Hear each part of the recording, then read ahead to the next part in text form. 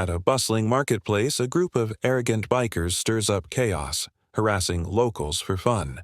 Their antics turn into a confrontation with a quiet, unassuming man who looks out of place, only to discover he's a battle-hardened soldier with a past as fearsome as their actions. What begins as a simple scuffle spirals into a shocking chain of events, leading to unexpected lessons in humility, forgiveness, and courage. The marketplace was alive with the sound of bustling crowds, vendors shouting their wares, and the mingling aroma of spices, grilled meat, and fresh produce. It was the kind of place where life thrived in a chaotic harmony, where every step brought a new story to be told. Children darted between stalls, their laughter blending with the rhythmic clanging of pots and pans. Elderly merchants exchanged gossip while fanning themselves under colorful umbrellas. It was, by all accounts, a normal day. That is, until the roar of engines shattered the peace. A pack of motorcycles tore into the market, their deafening engines silencing conversations and sending startled birds flying from the rooftops. The bikers, clad in leather jackets adorned with skull patches, spread out like a swarm of locusts. At their head was Drake, a towering man with a square jaw and a grin that promised trouble. His bike, a monstrous chopper with flames painted on the side, growled beneath him like a wild beast. The vendors froze as the bikers dismounted, their boots thudding against the cobblestone ground. Drake strolled to a fruit stall, his heavy boots crushing a line of oranges that had fallen from a toppled crate. The vendor, a wiry old man with trembling hands, tried to salvage what he could, but Drake kicked over another crate, spilling apples across the ground. "Oops," Drake drawled, his grin widening. "Looks like your fruit stand's a little messy."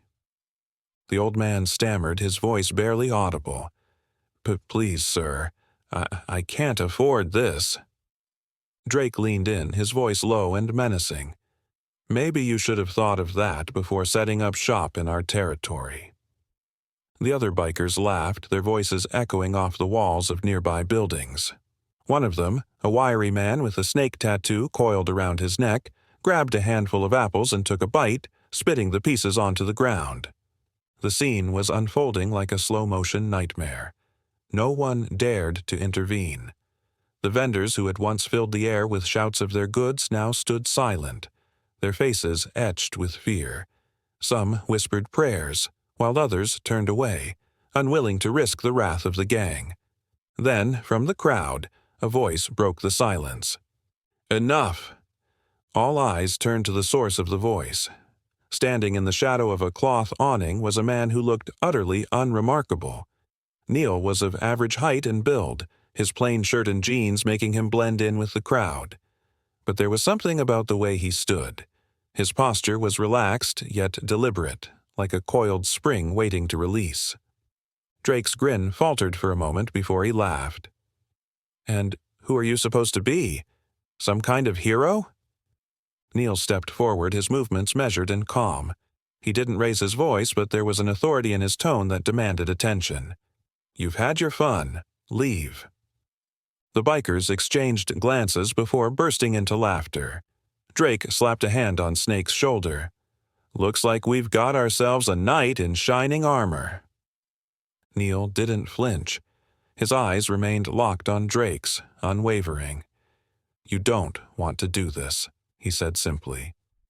Drake's grin twisted into a sneer. "Oh, I think I do." He took a step forward, towering over Neil. The crowd held its breath, waiting for the inevitable clash. But before Drake could make his move, Neil's hand shot out like lightning. In a blur of motion, he grabbed Drake's wrist and twisted it, forcing the gang leader to his knees with a gasp of pain. The marketplace erupted into chaos. The bikers lunged at Neil, but he moved with the precision of a dancer. He ducked under a swing from Snake, using the momentum to send the man sprawling into a stack of crates. Another biker charged, but Neil sidestepped, tripping him with a well-placed kick. Within moments, 3 of the bikers were on the ground, groaning in pain. The remaining members hesitated, their bravado evaporating in the face of Neil's unexpected skill. Drake, still kneeling, glared up at him, his eyes burning with rage. "You'll regret this," Drake snarled. Neil released his grip and took a step back, his expression unreadable. "Maybe, but not today." Drake scrambled to his feet, clutching his wrist. He barked an order, and the bikers retreated to their motorcycles, their engines roaring to life. The crowd watched in stunned silence as the gang roared away, leaving behind a trail of dust and spilled fruit. For a moment, no one spoke. Then, slowly, the vendors began to clap. The applause grew, rippling through the marketplace like a wave. Neil, however, didn't acknowledge it. He turned to the old fruit vendor, helping him gather the scattered apples. "Thank you," the old man whispered, his voice thick with emotion. Neil nodded, his gaze distant. "Be careful who you let push you around." As the vendor smiled, another bystander approached Neil, cautiously at first, then with growing confidence. "Are you some kind of cop?" the man asked. Neil shook his head, avoiding eye contact.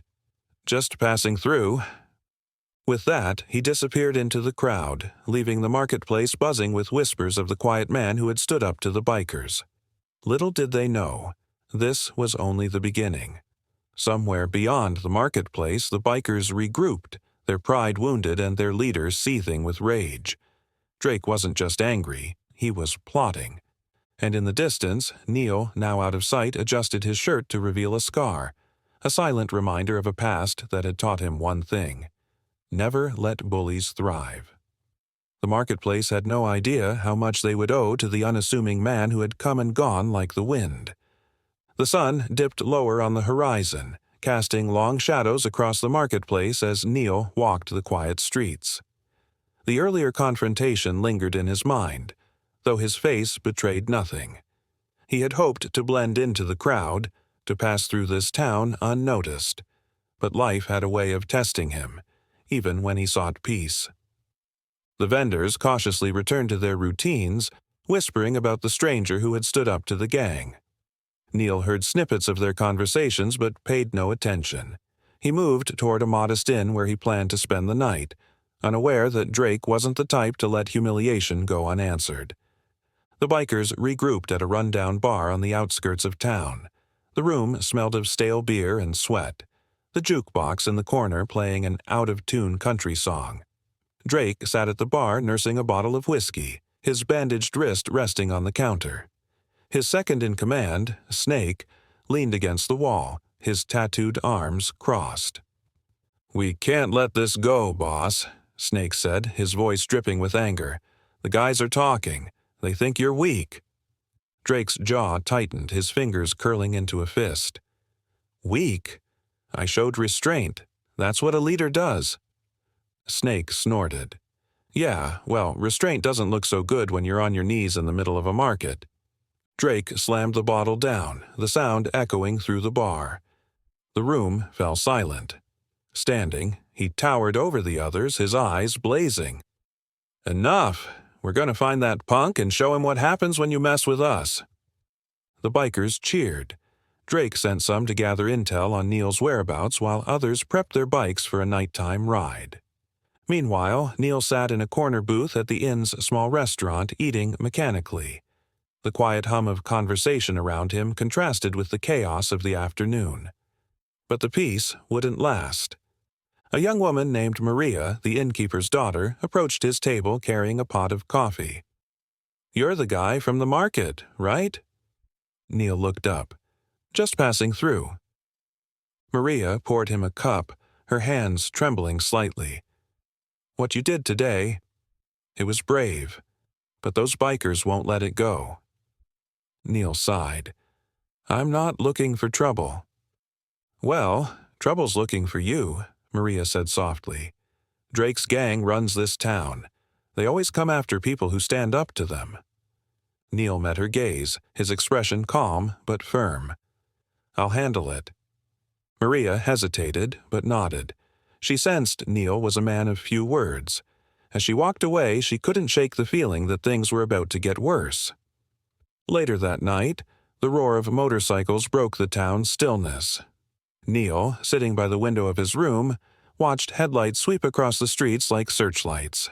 They weren't just patrolling. They were hunting. Neil slipped out the back door of the inn, moving swiftly and silently. His instincts screamed at him to keep running, to avoid confrontation. But something about this place, these people, held him back. He couldn't leave them to fend for themselves. The bikers spread out, their loud voices echoing. Drake barked orders, his frustration growing. "Find him! He's not getting away!" Neil observed from a distance, studying their movements. They were careless, their overconfidence making them sloppy. He spotted Snake and another biker heading toward the alley behind the inn, where Maria stood nervously by the back door. Neil's jaw tightened. He moved quickly, closing the distance before Snake could reach her. The biker grabbed Maria's arm, a sneer on his face. "Hey there, sweetheart. Seen your new friend around?" Maria shook her head, fear in her eyes. I don't know where he is." Snake's grip tightened, making her wince. "Wrong answer." Before Snake could say another word, Neil stepped out of the shadows. His voice was calm, almost too calm. "Let her go." Snake turned, his sneer fading into disbelief. "You've got some nerve, showing up here." Neil didn't respond. He took a step forward, his eyes locked on Snake's. The second biker hesitated, glancing between Snake and Neil. The air was thick with the promise of violence. Snake released Maria, shoving her toward the door. "Get inside," Neil said without breaking eye contact with Snake. Maria hesitated but obeyed, disappearing into the inn. Snake smirked. "You're outnumbered, pal. Should have stayed hidden." Neil's lips curved into a faint smile, one that didn't reach his eyes. "Maybe you should have stayed out of my way." The confrontation was brutal and swift. Snake lunged at Neil, but his movements were predictable, driven by anger. Neil sidestepped, delivering a precise strike to Snake's ribs that sent him stumbling. The second biker charged, only to be taken down with a well-placed elbow to the jaw. The commotion drew Drake's attention. He arrived, his face twisting in fury as he saw his men sprawled on the ground. "You think this is over?" he growled. Neil stood his ground, his breathing steady. "It's over when you decide to leave these people alone." Drake laughed, a low, menacing sound. "Oh, we're just getting started." The distant wail of police sirens interrupted the standoff. Someone had called the authorities, and the bikers weren't eager to stick around. Drake pointed a finger at Neil, his eyes filled with promise. "This isn't over." As the gang retreated into the night, Neil exhaled slowly, his shoulders relaxing. Maria emerged, her expression a mix of fear and gratitude. "You didn't have to do that," she said softly. "Yes, I did," Neil replied. They needed to know someone would stand up to them. But as the night wore on, Neil knew Drake wasn't a man to back down. This was only the beginning. The first rays of dawn crept over the town, painting the marketplace in shades of gold and amber. Despite the tranquility of the morning, an air of unease lingered. The events of the previous day and night were etched into the minds of those who had witnessed them. Neil's presence had stirred the still waters of this quiet town, but few truly understood the depth of the man who had stood against the bikers. Neil sat at the edge of a small park on the outskirts of town, his back against a gnarled tree. The morning breeze carried the scent of dew and wildflowers, but his mind was far from peaceful. His fingers absent-mindedly traced a jagged scar along his forearm, a relic from a life he had tried to leave behind. The sound of cautious footsteps pulled him from his thoughts. Neil looked up to see Maria approaching, a paper bag in her hands. She offered a small smile, but her eyes were heavy with concern. "I thought you might be hungry," she said, handing him the bag. Neil nodded his thanks, pulling out a sandwich and taking a bite. The silence between them was comfortable, but Maria couldn't ignore the questions bubbling in her mind. "Who are you, really?" she asked softly, sitting down a few feet away. "You're not just some traveler." Neil chewed thoughtfully before setting the sandwich aside. "It's better if you don't know," he said. Maria frowned. You stood up to Drake and his gang. You've got skills, real ones. People don't just fight like that without training." Neil sighed, his gaze fixed on the horizon. "I was a soldier," he admitted finally. "A long time ago." Maria's eyes widened slightly. "What happened?" For a moment, Neil said nothing. Then, as if the dam holding back his memories had cracked, he began to speak. "I joined the army right out of school. Thought I'd make a difference, you know? Serve my country, do something meaningful. And for a while, it felt like I was. The training, the camaraderie, it gave me purpose." He paused, his voice growing quieter. "But war, it's not what they show you in the movies. It's blood, sweat, and a lot of pain. You lose people, good people, and sometimes you lose yourself." Maria listened intently, her expression unreadable. Neil continued, his tone heavy with regret. "There was one mission, deep in enemy territory, supposed to extract a high-value target, but things went south, fast. We walked into an ambush." He clenched his fists. "I lost most of my team that day. Only a few of us made it out, and even then, we didn't come back whole." Maria hesitated. "And you?" Neil met her gaze, his eyes haunted. "I came back alive. That's all I can say. Alive, but not the same." He gestured to the scar on his arm. "That's just one of the reminders. But the worst scars, they're the ones you can't see, the ones that keep you awake at night." Maria reached out, placing a hand on his. "I'm sorry." Neil offered a faint smile. "Don't be. It's in the past. I've made my peace with it, mostly." Maria wanted to say more, but the distant sound of motorcycles broke the moment. Neil's posture shifted immediately, his body tense and alert. "They're not going to stop, are they?" Maria whispered. Neil shook his head. "No, men like Drake don't take defeat lightly. The more they feel threatened, the more dangerous they become." Maria's expression hardened. "What are we supposed to do? The people here? We're not fighters. We can't stand up to them." Neil looked at her, his gaze steady. "You don't have to. That's my job." "Why?" Maria asked. "Why risk so much for people you don't even know?" Neil stood, brushing dirt from his hands. "Because someone once did the same for me." By the time Neil reached the marketplace, it was bustling again, though the vendors cast nervous glances toward the edges of town. An older man, who had witnessed Neil's actions the day before, approached him. "Thank you," the man said, his voice thick with emotion, "for standing up to them." Neil nodded, but his expression remained unreadable. He wasn't seeking gratitude. He wasn't even sure what he was seeking. Redemption? Closure? Or simply a chance to make up for the lives he couldn't save? As the day wore on, Neil began to notice the subtle ways the townspeople rallied around him. A vendor slipped him a free meal. A young boy offered him a drawing of a soldier with a shield, labeled Hero. Though Neil accepted these gestures with quiet humility, they deepened the weight he felt. That evening, Neil stood at the edge of a town, staring into the vast expanse beyond. His memories of the past mingled with the present.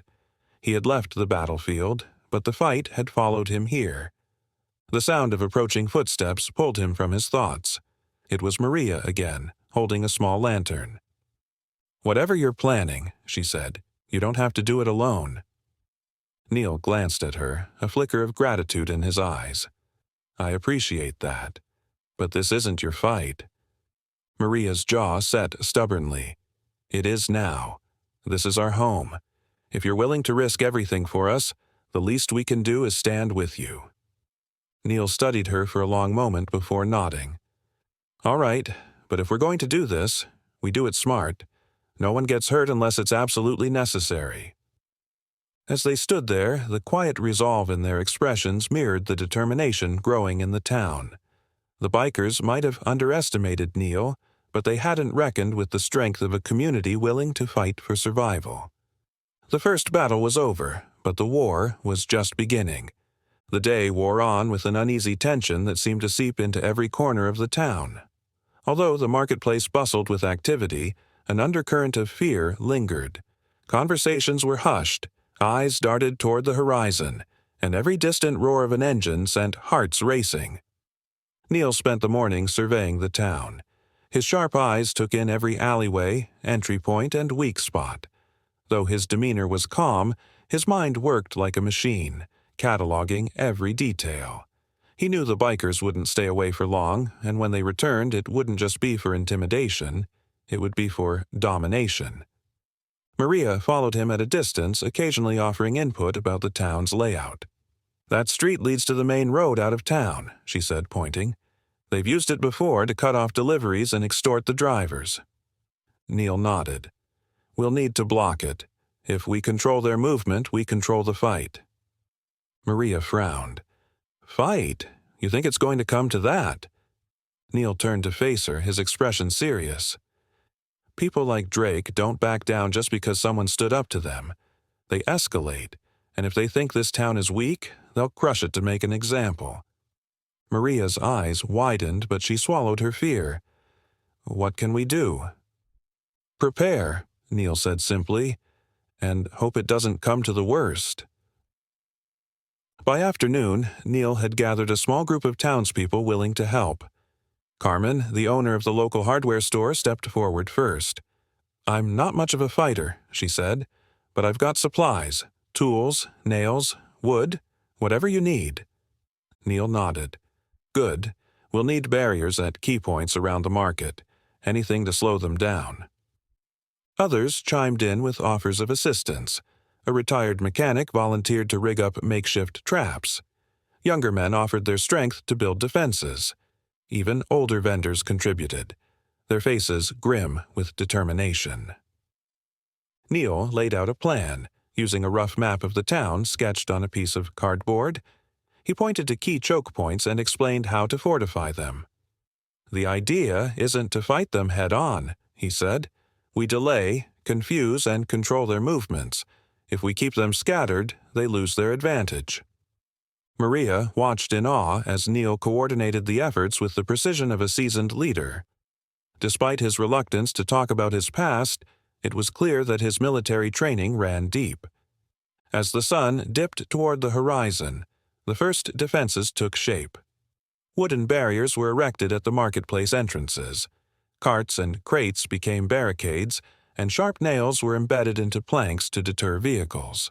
The townspeople worked tirelessly, their initial fear giving way to purpose. Neil moved among them, offering guidance and occasionally stepping in to demonstrate a technique. Though his words were few, his presence inspired confidence. For the first time in years, the townspeople felt like they had a chance to stand up for themselves. But as dusk fell, the tension returned. The sound of distant engines rumbled like an approaching storm. The bikers were coming. Neil stood at the edge of the market, his silhouette framed by the fading light. Maria approached, clutching a flashlight. "They're really coming, aren't they?" He nodded. "Stay close to the others. If things get bad, retreat to the church. It's the most secure building in town." Maria hesitated, her voice trembling. "And you? What about you?" Neil glanced at her, his expression unreadable. "I'll hold the line." The first biker appeared at the far end of the street, his headlight cutting through the darkness. Another followed, then another, until the roar of engines filled the night. The gang rolled in with menace, their bikes gleaming under the streetlights. Drake led the pack, his presence radiating authority and anger. The bikers halted outside the market, their engines idling like growling beasts. Drake dismounted and surveyed the barricades with a smirk. "Well, look at this," he said, his voice dripping with mockery. The sheep grew some teeth. Neil stepped forward, his calm demeanor belying the tension in the air. "You've had your fun, Drake. It's over. Leave now, and no one gets hurt." Drake laughed, the sound cold and sharp. "You don't get it, do you? This is my town. You don't just walk in and tell me what to do." Neil's gaze didn't waver. "It's not your town. It's theirs. And they've had enough." Drake's smirk faltered briefly, replaced by anger. He turned to his gang, jerking his thumb toward the barricades. "Tear it down!" The bikers revved their engines, their bikes lurching forward. But as they neared the barricades, their wheels skidded on hidden nails and two bikes toppled over, sending their riders sprawling. The gang hesitated, startled by the unexpected obstacle. Neil's voice rang out. "Last warning, Drake. Walk away." Drake's face twisted in rage. "You think you can scare me? I don't back down." He motioned for his gang to advance, but Neil was already moving. He ducked behind a barrier, motioning for the townspeople to hold their positions. The traps worked as intended, slowing the bikers and forcing them to dismount. Confusion grew among the gang as they struggled to navigate the barricades. From his vantage point, Neil assessed the situation, his mind racing. He knew the defenses wouldn't hold forever. They had bought time, but the real challenge was just beginning. Maria, watching from a safe distance, felt her heart pounding. The sight of Neil standing resolute in the face of danger filled her with both fear and admiration. She knew this was only the start of a long, grueling fight. As the bikers regrouped, Drake's voice cut through the chaos. "This isn't over, soldier. I'll tear this town apart if it's the last thing I do." Neil didn't respond. He stood firm, his gaze fixed on Drake. The stakes had risen, but he was ready. The fight for the town had only begun. The night had barely begun, but the marketplace was already a battlefield. Neil's traps and the town's hastily constructed defenses had stalled the bikers, but it wouldn't hold them forever. The roar of engines and shouts filled the air, echoing through the narrow streets, and the tension was palpable. Neil crouched behind a barricade, his sharp eyes scanning the chaos unfolding in front of him. Drake barked orders at his gang, pacing like a predator. Though the bikers' initial charge had failed, their regrouping was swift. Neil knew they wouldn't stay disorganized for long. They spread out, testing for weaknesses in the barricades, their taunts reverberating through the night. "Stay low," Neil whispered to the group of young men crouched nearby. "Don't engage unless they breach the barricades. Let them come to us." The young men nodded, their fear evident. For most of them, this was their first real confrontation. Neil could feel their unease, but also saw a flicker of resolve. They weren't fighting for glory. They were fighting for their home. The bikers advanced, boots crunching on cobblestones. A small group dismounted, crowbars and chains in hand, laughing as they approached one of the smaller barricades. "Let's tear this place apart," one of them yelled. Neil moved like a shadow, slipping through the chaos until he was behind them. He struck swiftly and without hesitation. The first biker went down with a blow to the ribs, his crowbar clattering to the ground. Another stumbled into a stack of crates as Neil dodged his chain. The remaining bikers froze, startled by Neil's precision and speed. "Take him out!" Drake's voice roared. The bikers surged forward, forcing Neil to retreat. The townspeople, emboldened by Neil's actions, joined in, throwing rocks, bottles, and anything they could find to slow the bikers. The air filled with a chaotic mix of shouts, crashes, and metal clashing. Despite their determination, the bikers pushed deeper into the marketplace. Neil fought tirelessly, his movements calculated, but their aggression was overwhelming. Maria, watching from the safety of the church, couldn't stand by any longer. Grabbing a metal pipe from a pile of supplies, she ran toward the fray, her heart pounding. She found Neil battling two bikers near the center of the market. One lunged with a crowbar, but Neil disarmed him with a swift move. Maria swung her pipe, hitting another biker's leg. He stumbled, and Neil finished him with a strike to his chest.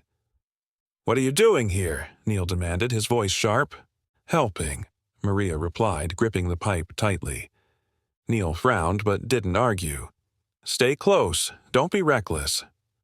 The two fought side by side, their movements instinctively synchronized. Maria surprised herself, holding her own against the bikers. But the tide was turning. The barricades were nearly gone and the townspeople were being pushed back. A sudden explosion rocked the marketplace. A motorcycle went up in flames, its fuel tank ignited by a Molotov cocktail. The blast sent bikers scrambling, halting their advance. Neil turned toward the source and saw Carmen near a fruit stand, holding an empty bottle. "Thought you could use some help," she shouted. The explosion gave the defenders a reprieve. Neil rallied the townspeople. "Reinforce the barricades, hold the line. We just need to outlast them," he yelled. Drake, his frustration boiling over, stormed toward the center of the square. He shoved one of his own men aside, his eyes blazing. "You think this changes anything?" he roared. "I'm not leaving until this town is mine." Neil stepped forward, his expression calm but unyielding. "You've already lost, Drake. Look around you. Your men are scattered. Walk away while you still can." Drake sneered, his fists clenching. "This isn't about winning or losing. It's about making a statement." With a guttural roar, Drake charged at Neil, swinging a heavy chain. Neil dodged the first strike and countered with a blow to Drake's shoulder. The two men grappled, their fight a brutal clash of strength and skill. The townspeople watched in tense silence. Each blow landed with bone-jarring force, the outcome uncertain. Finally, Neil twisted free of Drake's grip and delivered a decisive kick to his chest. Drake stumbled backward, collapsing onto the ground. The bikers, seeing their leader defeated, hesitated. Their confidence wavered, and their unity began to crumble. Neil stood over Drake, his voice steady and firm. "It's over. Take your men and leave." Drake glared at him, his pride and fury warring with reality. After a tense moment, he gestured to his gang. The bikers mounted their motorcycles and roared away, leaving the market scarred but intact. The townspeople erupted into cheers, their relief palpable. Maria approached Neil, her face a mixture of exhaustion and gratitude. "You did it," she said softly. Neil shook his head. "We did it. This was everyone's fight." As the townspeople began cleaning up the wreckage, Neil stood at the edge of the marketplace, his gaze distant. The battle was won, but he knew Drake would return. For now, though, the town could breathe, rebuild, and prepare for what was to come. In the quiet of the aftermath, Maria approached Neil again. "What's next?" she asked. Neil's response was steady. "We get ready. This was just the first round. There's more to come." The morning after the battle was eerily quiet. The once bustling marketplace, now littered with debris, was a stark reminder of the previous night's chaos. The townspeople moved cautiously, cleaning up the wreckage and checking their defenses, but there was a palpable sense of unease in the air. The victory over Drake and his gang had been hard won, but no one doubted that this peace would be fleeting. Neil stood at the edge of the square, surveying the damage. His body ached from the night's fight, but his mind was sharp. He knew Drake wouldn't stay away for long, and the bikers had made it clear they were willing to return with even more force. What had begun as a fight for survival had evolved into something much larger, an all-out war for control. Maria approached, her face drawn with exhaustion but determined. "We've done what we can for now," she said, wiping her brow. "But we'll need more. More weapons, more people, more everything." Neil turned to her, his eyes scanning the horizon.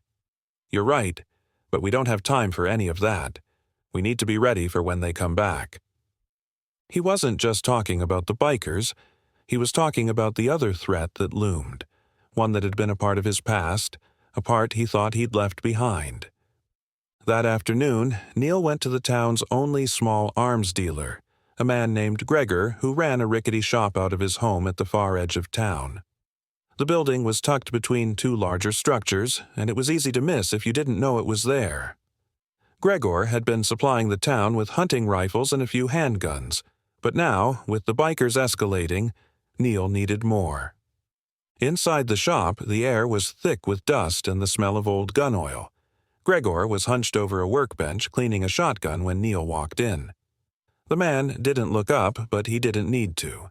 Neil's reputation preceded him. "Good to see you, Neil," Gregor muttered, his voice hoarse. "I figured you'd be back for more."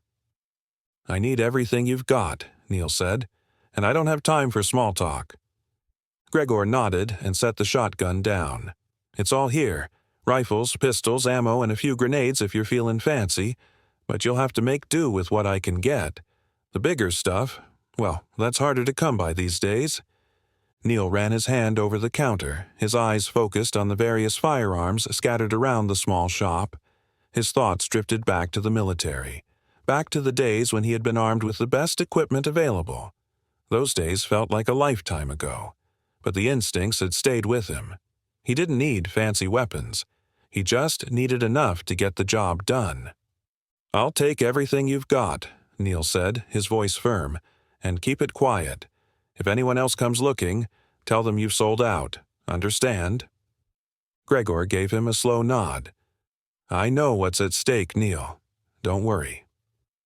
As Neil left the shop, his thoughts turned to the next challenge. The town was still vulnerable in ways the townspeople didn't yet understand. They were used to small skirmishes, but they hadn't seen the kind of brutality Drake and his gang were capable of, and they certainly hadn't seen the kind of enemy Neil had once fought alongside. That evening, Neil was up late, checking over the town's defenses when he heard the rumble of engines. The familiar sound, once just a passing nuisance, now filled him with dread. He quickly moved to the edge of the marketplace where a small group of townspeople had gathered to reinforce the barricades. "Stay alert," Neil called to them, his voice low but commanding. "They're coming. I don't know when, but they'll be back, and next time they won't be alone." The sound of motorcycles grew louder, and the unmistakable figure of Drake's lead biker appeared at the far end of the street.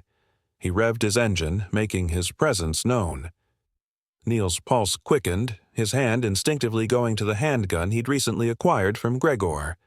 But this time, things felt different.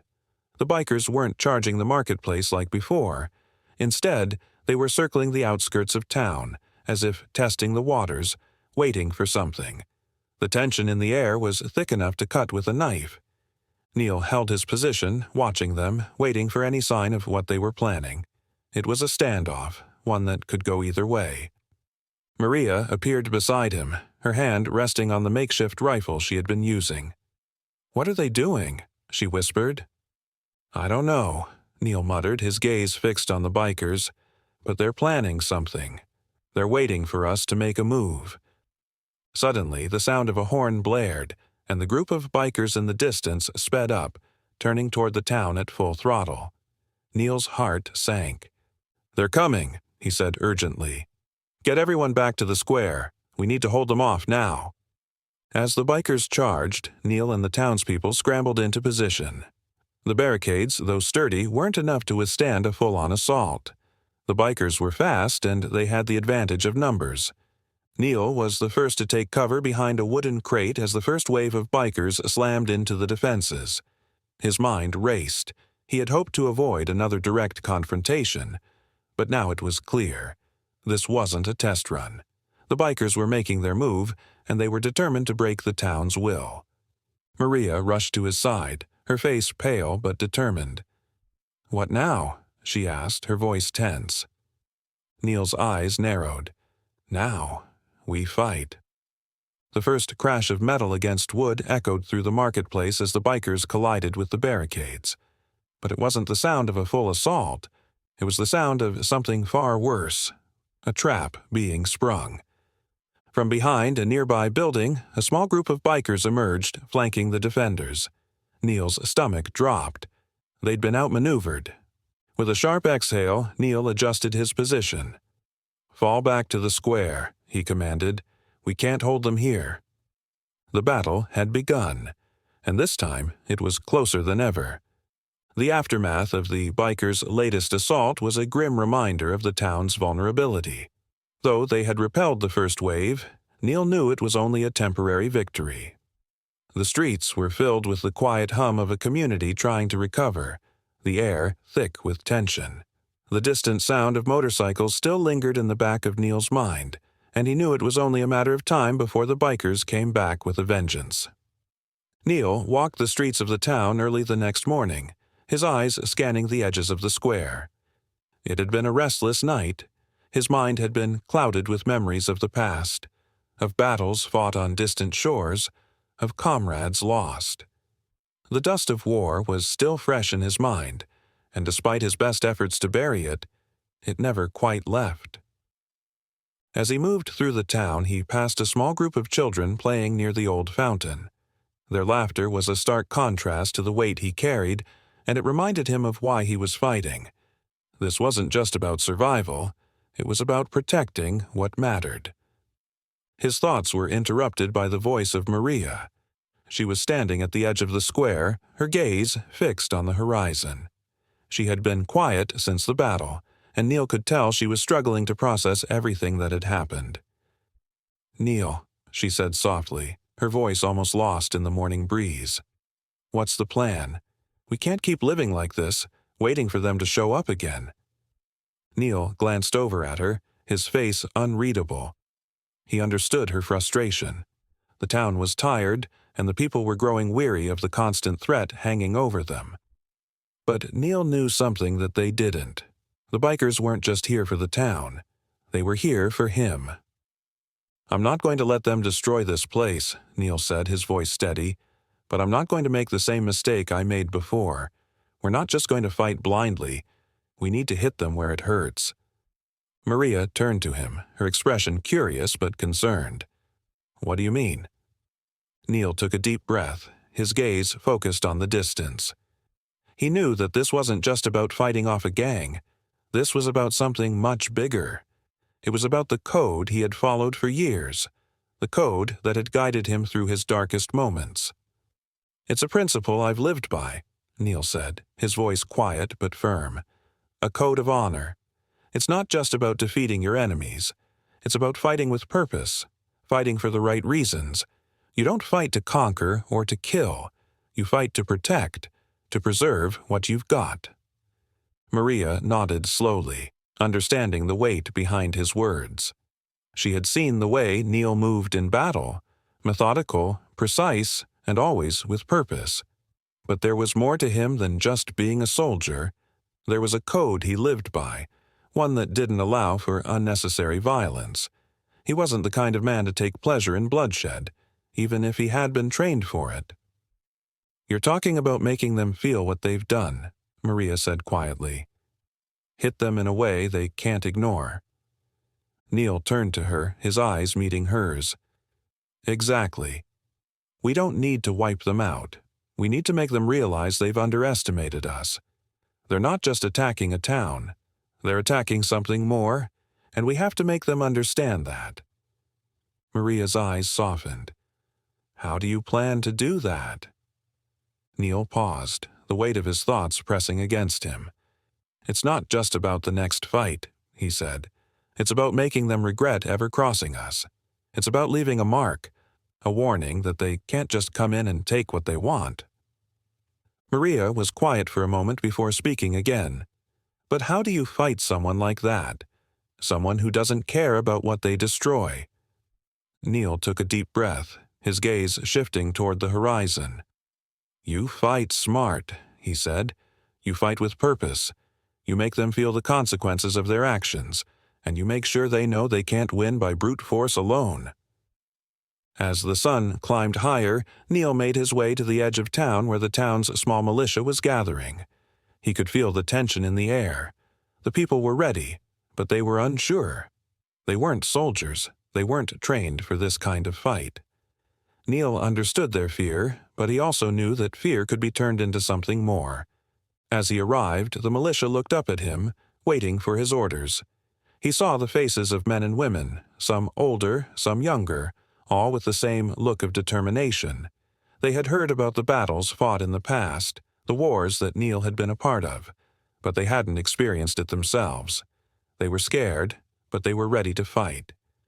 Neil stood in front of them, his expression firm, but not harsh. "Listen," he said, his voice carrying over the crowd. "We're not here to destroy the bikers. We're here to protect what's ours. This town, our families, our lives, they're not for the taking.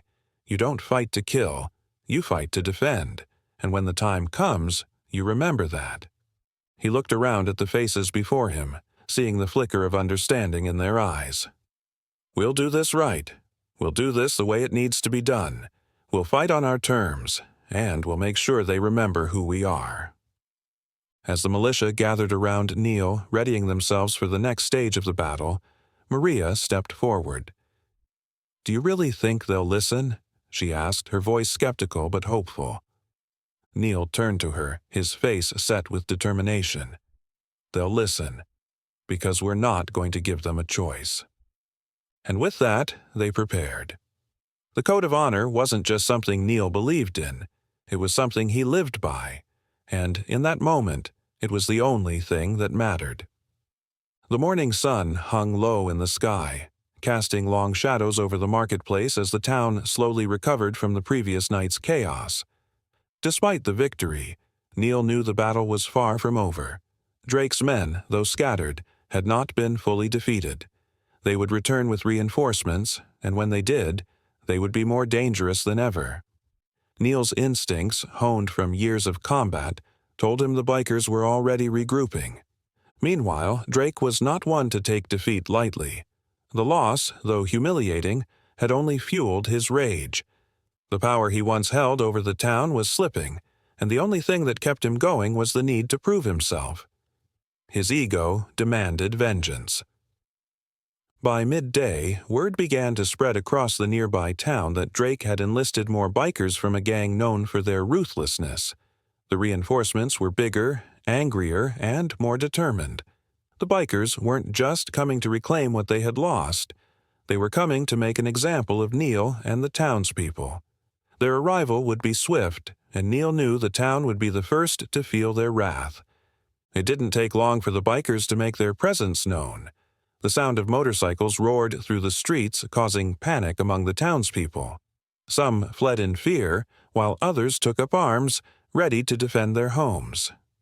Neil had warned them of this moment, but even so, the sight of the bikers charging in with reinforcements sent a chill through everyone. The bikers tore through the town like a storm, demanding to know where Neil was hiding. They threatened to burn down the marketplace, intimidate the townspeople, and destroy anything that stood in their way. They ransacked homes, destroyed crops, and caused chaos at every turn.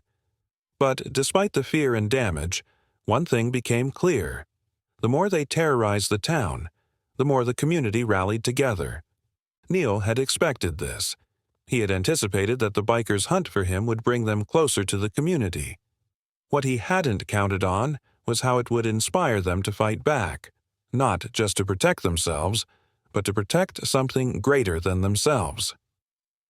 As the bikers scoured the streets, terrorizing anyone in their path, they had no idea what was happening behind the scenes. The community, emboldened by Neil's example and driven by their collective will to survive, began to organize. In the shadows of the marketplace, secret meetings were held between the townspeople. Carmen, who had grown close to Neil, was at the heart of the planning. She spoke to the women, the children, and the elderly, organizing them into small groups to secure the marketplace and protect what was theirs. Neil's presence was absent from the streets for the time being, but he wasn't far. From his vantage point atop a nearby building, he watched the bikers as they rampaged through the town. His eyes narrowed as he assessed their movements, waiting for the right moment to strike. He had been in situations like this before, and he knew that patience was key. The bikers were overconfident, believing they had the upper hand. It was a mistake Neil planned to exploit. Meanwhile, in the heart of the town, the bikers had cornered several locals. They threatened them, demanding to know where Neil was hiding. The townspeople, trembling with fear, pointed toward the edge of town, buying time for the others to prepare. Neil had trained them to think strategically, to use their surroundings to their advantage. And though they were terrified, they weren't about to give up their town without a fight. One biker, a towering man with a scar across his face, approached a small vendor's stall. The vendor, an older man named Mateo, stood firm, though his hands shook. "Where's the soldier?" the biker growled, his voice menacing. "I'm not asking again." Mateo, his heart racing, didn't flinch. "I don't know where he is," he said, trying to keep his voice steady. "But if you keep tearing up my stall, you won't get anything from me." The biker grinned wickedly. "You think you can stand up to me?" He raised his fist, ready to strike. Before he could land the blow, a sharp voice rang out from across the street. "Leave him alone." The biker turned, his hand still in midair, only to find Neil standing in the street, his stance calm and resolute. The townspeople froze, watching as Neil squared off with the biker. "You think you can hide forever?" the biker sneered, stepping toward Neil. "You're outnumbered, your people are scared, and we're not leaving until you're on the ground." Neil didn't move. "You should have stayed out of this town," he said coldly. "Now you're going to regret it." The biker lunged at Neil, but the moment he did, Neil ducked, using the man's momentum against him.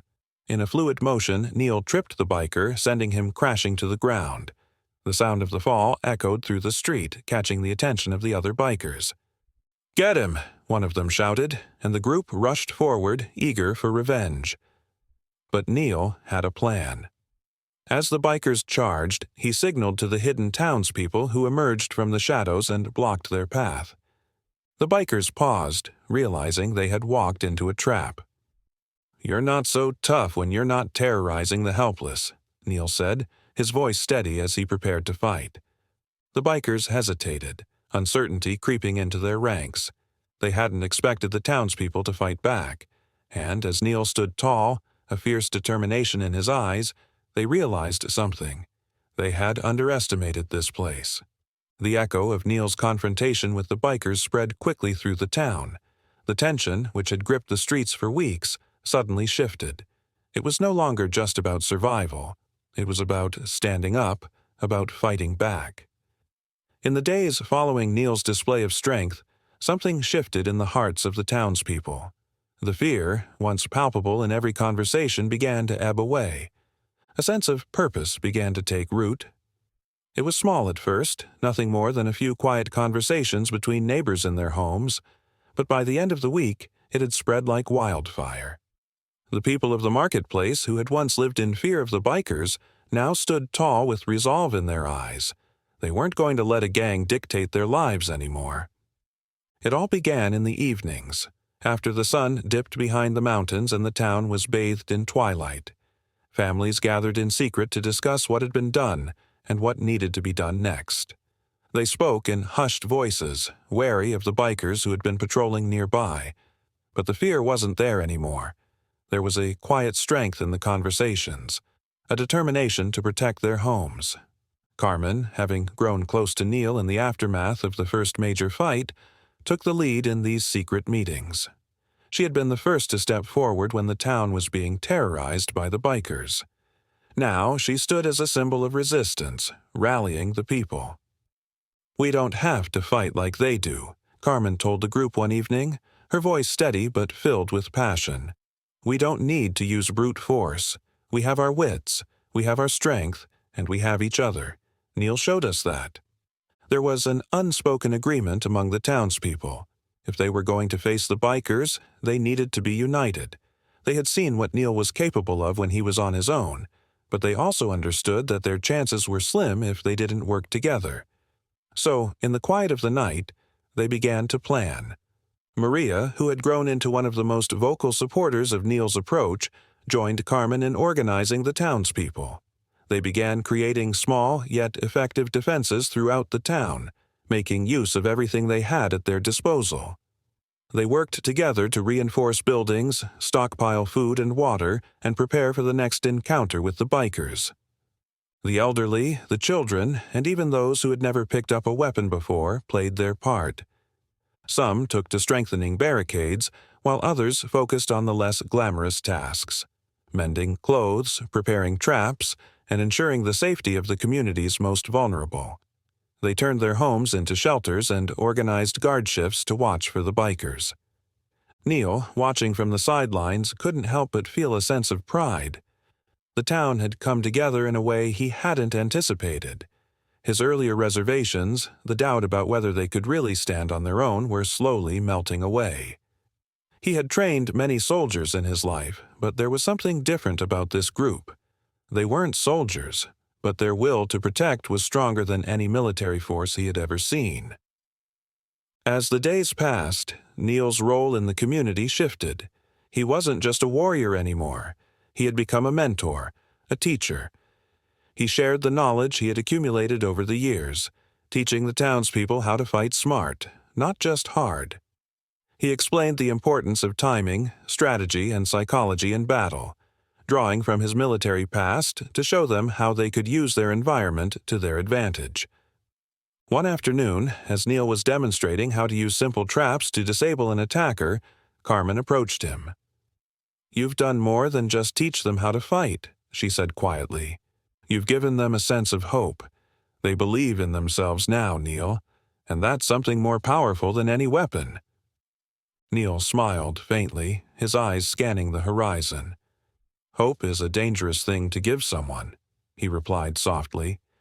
"It's powerful, but it can break just as easily as it's made." But Carmen wasn't convinced. She stood firm. "You've made them strong, Neil, strong enough to stand up to anything." As the days wore on, the community's preparations continued.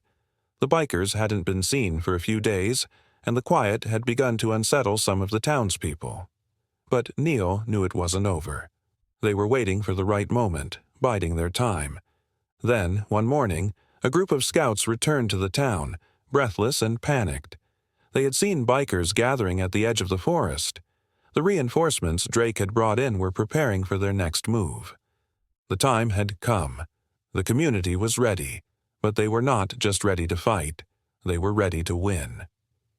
Neil stood before the town one last time, his presence commanding. "This is it," he said, his voice strong. "We fight for each other. We fight for our homes, and we fight for something bigger than just survival." As the townspeople rallied around him, Neil could feel the resolve in their hearts. They weren't just fighting for their lives anymore. They were fighting for the future. The days leading up to the bikers' next move were eerily quiet. The air in the town seemed to thrum with anticipation, as if the very ground beneath their feet could sense the coming storm. The community had rallied together, preparing for the worst, but hoping for the best. Neil had trained them, given them the knowledge they needed to defend themselves, but even he knew there was only so much they could do to prepare for what was coming. Despite the preparations, there was a palpable unease that no amount of barricades or weapons could dispel. It was the calm before the storm, a moment of forced serenity that always precedes a battle. Neil, more than anyone, felt the weight of it. His mind replayed the battles of his past, those moments when he had fought not just for survival, but for something more. He had learned over the years that in moments like this you either focus on what you can control or let the fear consume you. He had chosen the former, but it didn't make the waiting any easier. Every morning, as he walked through the town, he saw the signs of nervous energy in the people's eyes.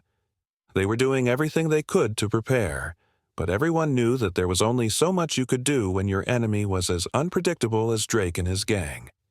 It was late in the afternoon when Neil found himself walking toward Carmen's house, a modest structure on the outskirts of town. The sun was dipping low, casting a soft golden glow over the hills. He had been avoiding personal conversations, focusing instead on the task at hand, but the time had come. Carmen had been there from the beginning, helping the town organize, and it was time for them to talk. As he arrived, Carmen was outside working on a stack of wood. She looked up when she saw Neil, her face breaking into a small but knowing smile. "Another day of preparing for the worst," she said, wiping her hands on her pants. "But you don't seem like you're here to talk about barricades and traps." Neil smiled faintly. "No, I've been doing a lot of thinking. About the town, about the people here." Carmen nodded, her expression softening. "You've done a lot for this place, Neil. More than anyone could have asked for. But you don't have to fight alone." Neil leaned against the fence, his arms crossed. "It's not about fighting alone. It's about making sure they're ready.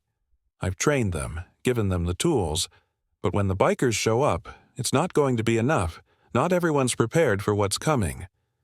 Carmen watched him carefully, sensing that there was more on his mind than just the fight itself. "You're still haunted by your past, aren't you?" she asked softly. Neil looked at her, his eyes guarded. "It's not that simple. The past doesn't just go away because you decide to fight for a cause. It sticks with you." The silence between them grew as Neil's words hung in the air. He had never been one to talk about his past, and Carmen knew better than to press him. Still, she could feel the weight he carried. There were things Neil had done, things he'd seen, that even his unshakable resolve couldn't bury. "I've seen what war does to a person," Neil continued, his voice low. "It doesn't matter if you're a soldier, a civilian, or a gang member. You think you can escape it, but it's always there. The scars, the voices, the memories. They don't leave." Carmen placed a hand on his shoulder, her gaze steady. "But you're not that man anymore, Neil. You don't have to carry that burden by yourself." Neil met her eyes, his expression softening for the first time in days. "I know," he said quietly. "But the thing about a code of honor, it never leaves you. It's not just about fighting. It's about doing the right thing, even when it's hard, even when it feels like you're fighting a losing battle." Carmen squeezed his shoulder. "And you've already done the right thing by helping these people. You've already shown them that they can fight. But this fight? It's not just yours anymore. It's theirs, too." Neil took a deep breath, feeling the weight of her words sink in. The community had grown stronger under his leadership, but it was clear now. They weren't just following him. They were standing with him. As they stood in silence, the distant sound of motorcycles rumbled on the horizon, breaking the stillness. The bikes were coming. Neil's heart skipped a beat as his instincts kicked into high gear. This wasn't just a test of the community's strength. It was a test of Neil's resolve. He had prepared the town, but now it was time to see if they could live up to what they had been trained for. The bikers were here, and this time, it was going to be different. Carmen turned toward Neil, her voice steady but filled with determination. "Are you ready?" Neil looked at her, his expression hardening with resolve. "I don't think anyone can be ready for what's coming, but we'll face it together. We'll do it right." With one last glance at the town they were protecting, Neil and Carmen headed toward the center of the marketplace where the rest of the community had gathered. The calm before the storm was over, and the battle was about to begin. The moment the bikers arrived, the entire town seemed to hold its breath. The distant rumble of engines grew louder, echoing off the buildings and causing ripples of tension through the streets. The first wave of bikers appeared on the outskirts, their black leather jackets and tattoos instantly recognizable. It wasn't just a few. They had come in force. Reinforcements from a neighboring gang, rougher and more vicious than the first group, were now part of the attack. Neil had known this was coming, and he had prepared for it. The community, having spent the past week reinforcing their defenses, was more than ready. But as the bikers advanced, Neil felt a cold knot form in his stomach. This wasn't just about holding the line. It was about proving they could survive. From his vantage point atop a nearby building, Neil observed the bikers' movements. They were brash, moving with the arrogance of people who thought they could take whatever they wanted. But Neil knew better. The bikers might have numbers, but they lacked the cohesion that came from a community working together. The townspeople had no experience in warfare, but they had something that the bikers couldn't match: purpose. Carmen stood next to Neil, her eyes scanning the streets. "They're coming in from all sides," she said, her voice steady despite the nervous energy running through her. "What's the plan?" Neil was silent for a moment, his eyes narrowing as he tracked the bikers' movements. "We hold the line," he said, his voice firm, "but we're not going to fight them head-on. We're going to make them think they can't win." The rest of the town had already moved into position. The barricades, made from wood, metal, and anything they could find, stood in the narrow alleyways and the entrances to the marketplace. The streets had been cleared, and only a few townspeople remained visible, keeping to the shadows. The rest had been positioned behind barricades or high up in buildings, ready to strike when needed. Maria, having taken charge of one of the groups, approached Neil and Carmen. She had a rifle slung over her shoulder and a determined look in her eyes. "We're ready, Neil. Just give the signal." Neil nodded. Wait for them to get closer. We don't want to waste our resources too soon. As the bikers approached, Neil signaled to the townspeople. The first few bikers made it into the heart of the marketplace before the traps were sprung. The sounds of metal clashing against wood rang out, and several bikers were knocked off their bikes by sudden barricades that had been hidden under tarps. The surprise was enough to slow them down, but not enough to stop them. The bikers quickly regrouped, their rage boiling over as they tried to make sense of what was happening. "Get off the bikes!" one of the bikers screamed. "They're trying to trap us!" The rest of the bikers began to dismount, drawing knives, chains, and weapons of all sorts. But before they could charge, another trap was triggered. Sharp, metal spikes hidden under the sand and dirt along the roads tore into their tires, making several bikes skid to a halt. For a moment, the bikers faltered, confusion and panic settling in. They weren't used to being outsmarted, and Neil's careful planning was starting to have an effect. Maria, hidden behind a stack of crates, peered through the gaps, her rifle aimed at one of the bikers trying to mount a bike. She held her breath, waiting for the perfect shot. Just as the biker reached for his weapon, she squeezed the trigger, and the shot rang out.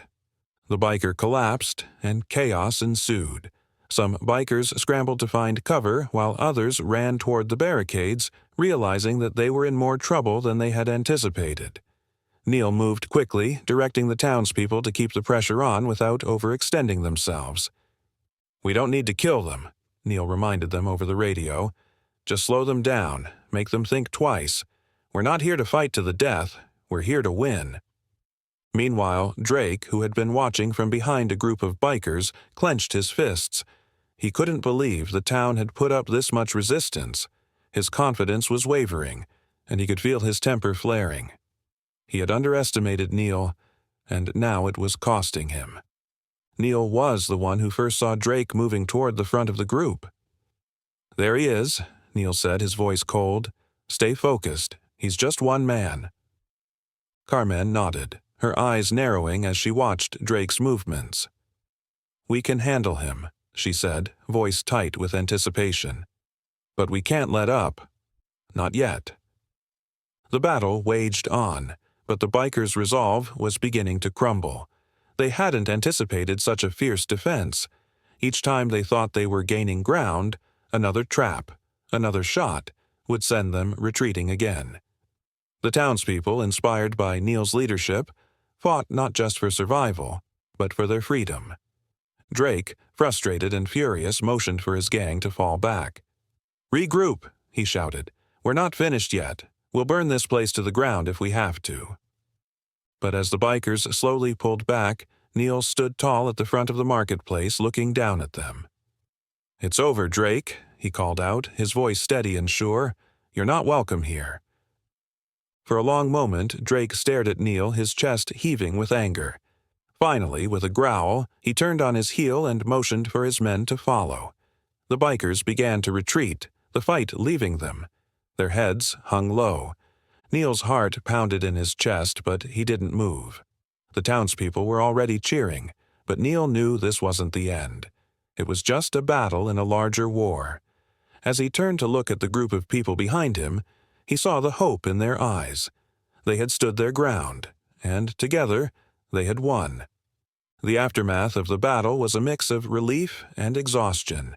The bikers had been repelled, their retreat marked by the taillights of their motorcycles vanishing into the horizon.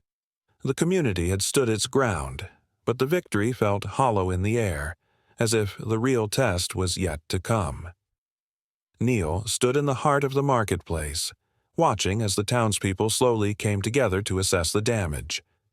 The barricades had held up better than expected, but the ground was littered with debris. Broken planks, torn tarps, and the occasional discarded weapon painted a grim picture of the battle that had just taken place. It had been a close call, one that left everyone on edge. Maria, sweat dripping down her brow, approached Neil, her rifle now slung over her shoulder. She gave him a tired but satisfied smile. "We did it. We actually did it." Neil nodded, but his mind was already racing. "It's not over. This was just a skirmish, a warning. We need to be ready for the next wave." Maria raised an eyebrow. "You think they'll come back for more?" "They will," Neil said grimly. "This isn't about a few scrapes. This is about control. And the bikers won't rest until they've taken what they came for. Drake won't stop, not until he has what he wants." Maria sighed, her shoulders sagging with the weight of Neil's words. "So, what's the next step?" Neil turned and looked over the gathered townspeople, many of whom were still catching their breath or tending to small injuries. They had won the battle, but they were not soldiers. They weren't ready for the kind of war that was brewing. Neil knew that he needed to teach them more than just how to defend themselves. They needed to learn how to fight smart, to make every move count. "We're going to teach them precision," Neil said, his voice steady and determined. "It's not enough to just throw everything at them. We need strategy. We need to think 2 or 3 steps ahead. We need to outthink them." Over the next few days, Neil began training the townspeople in the ways of precision combat. It wasn't about brute strength or numbers. It was about efficiency. Using what they had at their disposal, Neil showed them how to set traps, how to ambush with surprise, and how to use their environment to their advantage. Carmen, who had become a steadfast ally in the training, joined Neil as they worked together with the townspeople. It wasn't easy. The townsfolk were tired, their hands calloused from hard labor, but they were eager to learn. They understood what was at stake. They were learning how to outmaneuver a threat that was far more dangerous than they had anticipated. Neil started with the basics: how to move quietly, how to communicate without words, how to stay out of sight. Each lesson was designed to make the townspeople more dangerous, not through force, but through skill. "Remember," Neil said during one of the training sessions, "this isn't about being a hero. It's about being smart. The bikers are used to charging in, guns blazing, but they don't think. We're going to make them think. We're going to make them second-guess every move they make." The townspeople were quick learners. Soon they were setting up complex traps in the woods and marketplace, hiding their movements with skill that would have made even a trained soldier impressed. They learned to move as one, to strike in unison, to use the environment as their weapon. One evening, as they practiced near the outskirts of town, Neil had an idea. He gathered the group and motioned them toward the edge of the woods. The sun was just beginning to set, casting long shadows over the land.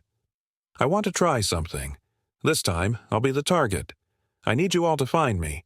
If you can do that, you'll be ready for anything." Maria and the others nodded, their faces serious. They knew this wasn't just a drill. This was a test. Neil walked a few steps into the woods, making sure to stay out of sight. He had no intention of hiding completely. His goal was to see how the townspeople would react to a real challenge.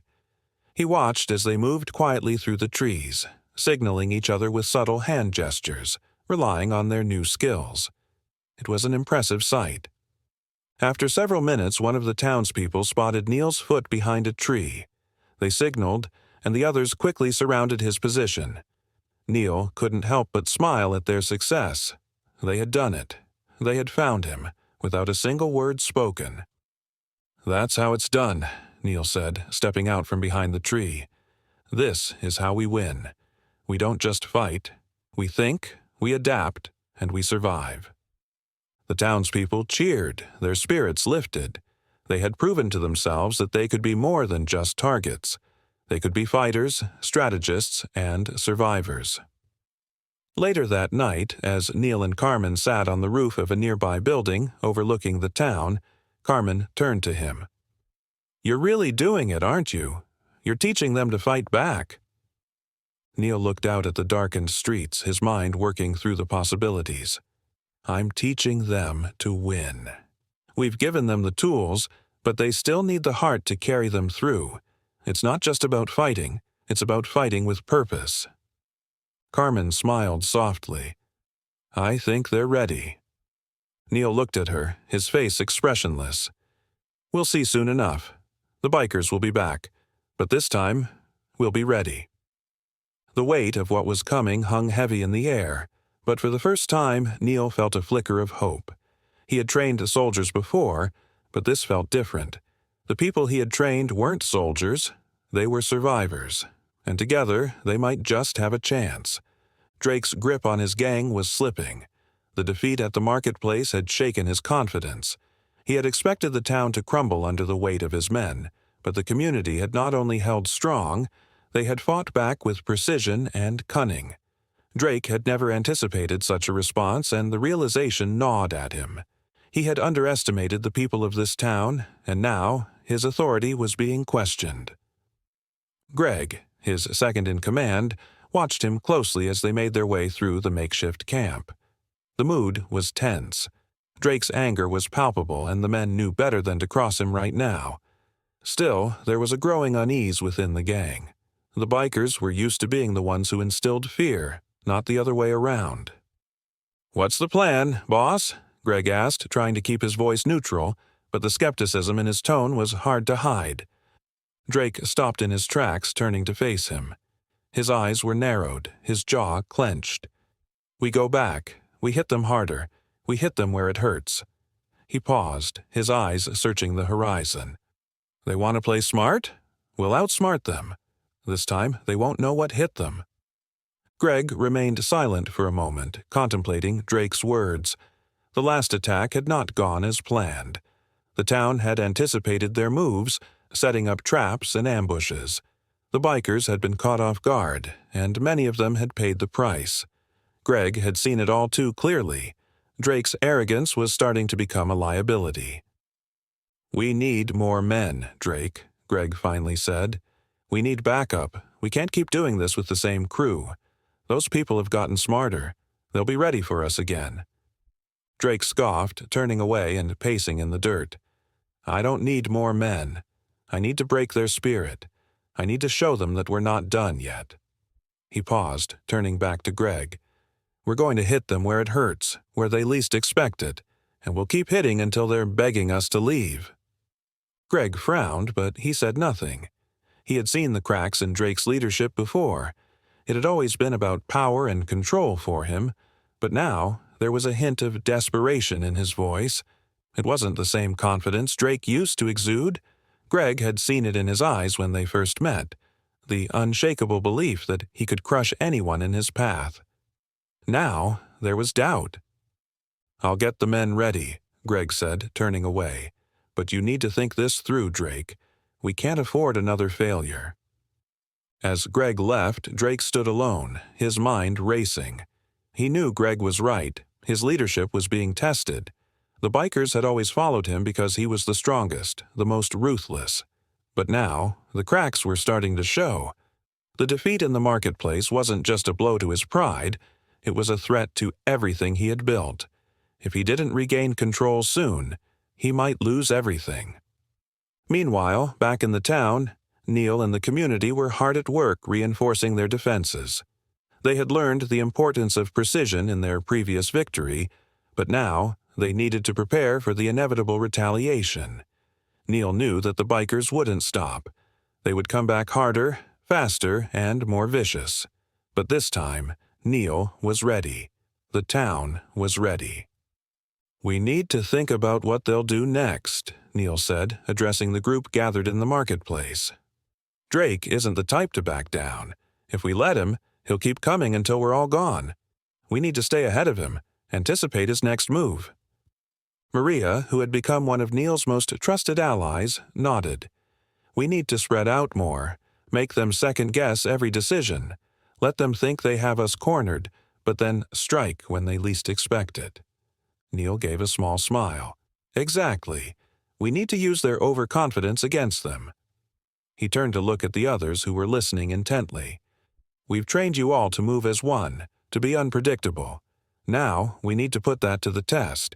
We need to make Drake's gang think they have the upper hand, only to surprise them when they think they've won." Carmen, standing at the back of the group, stepped forward. "We'll need more than just traps. We'll need to control the terrain. If they're coming in fast and heavy, we can't rely solely on the elements. We need to force them into a position where we can take them out without risking the whole town." Neil nodded thoughtfully.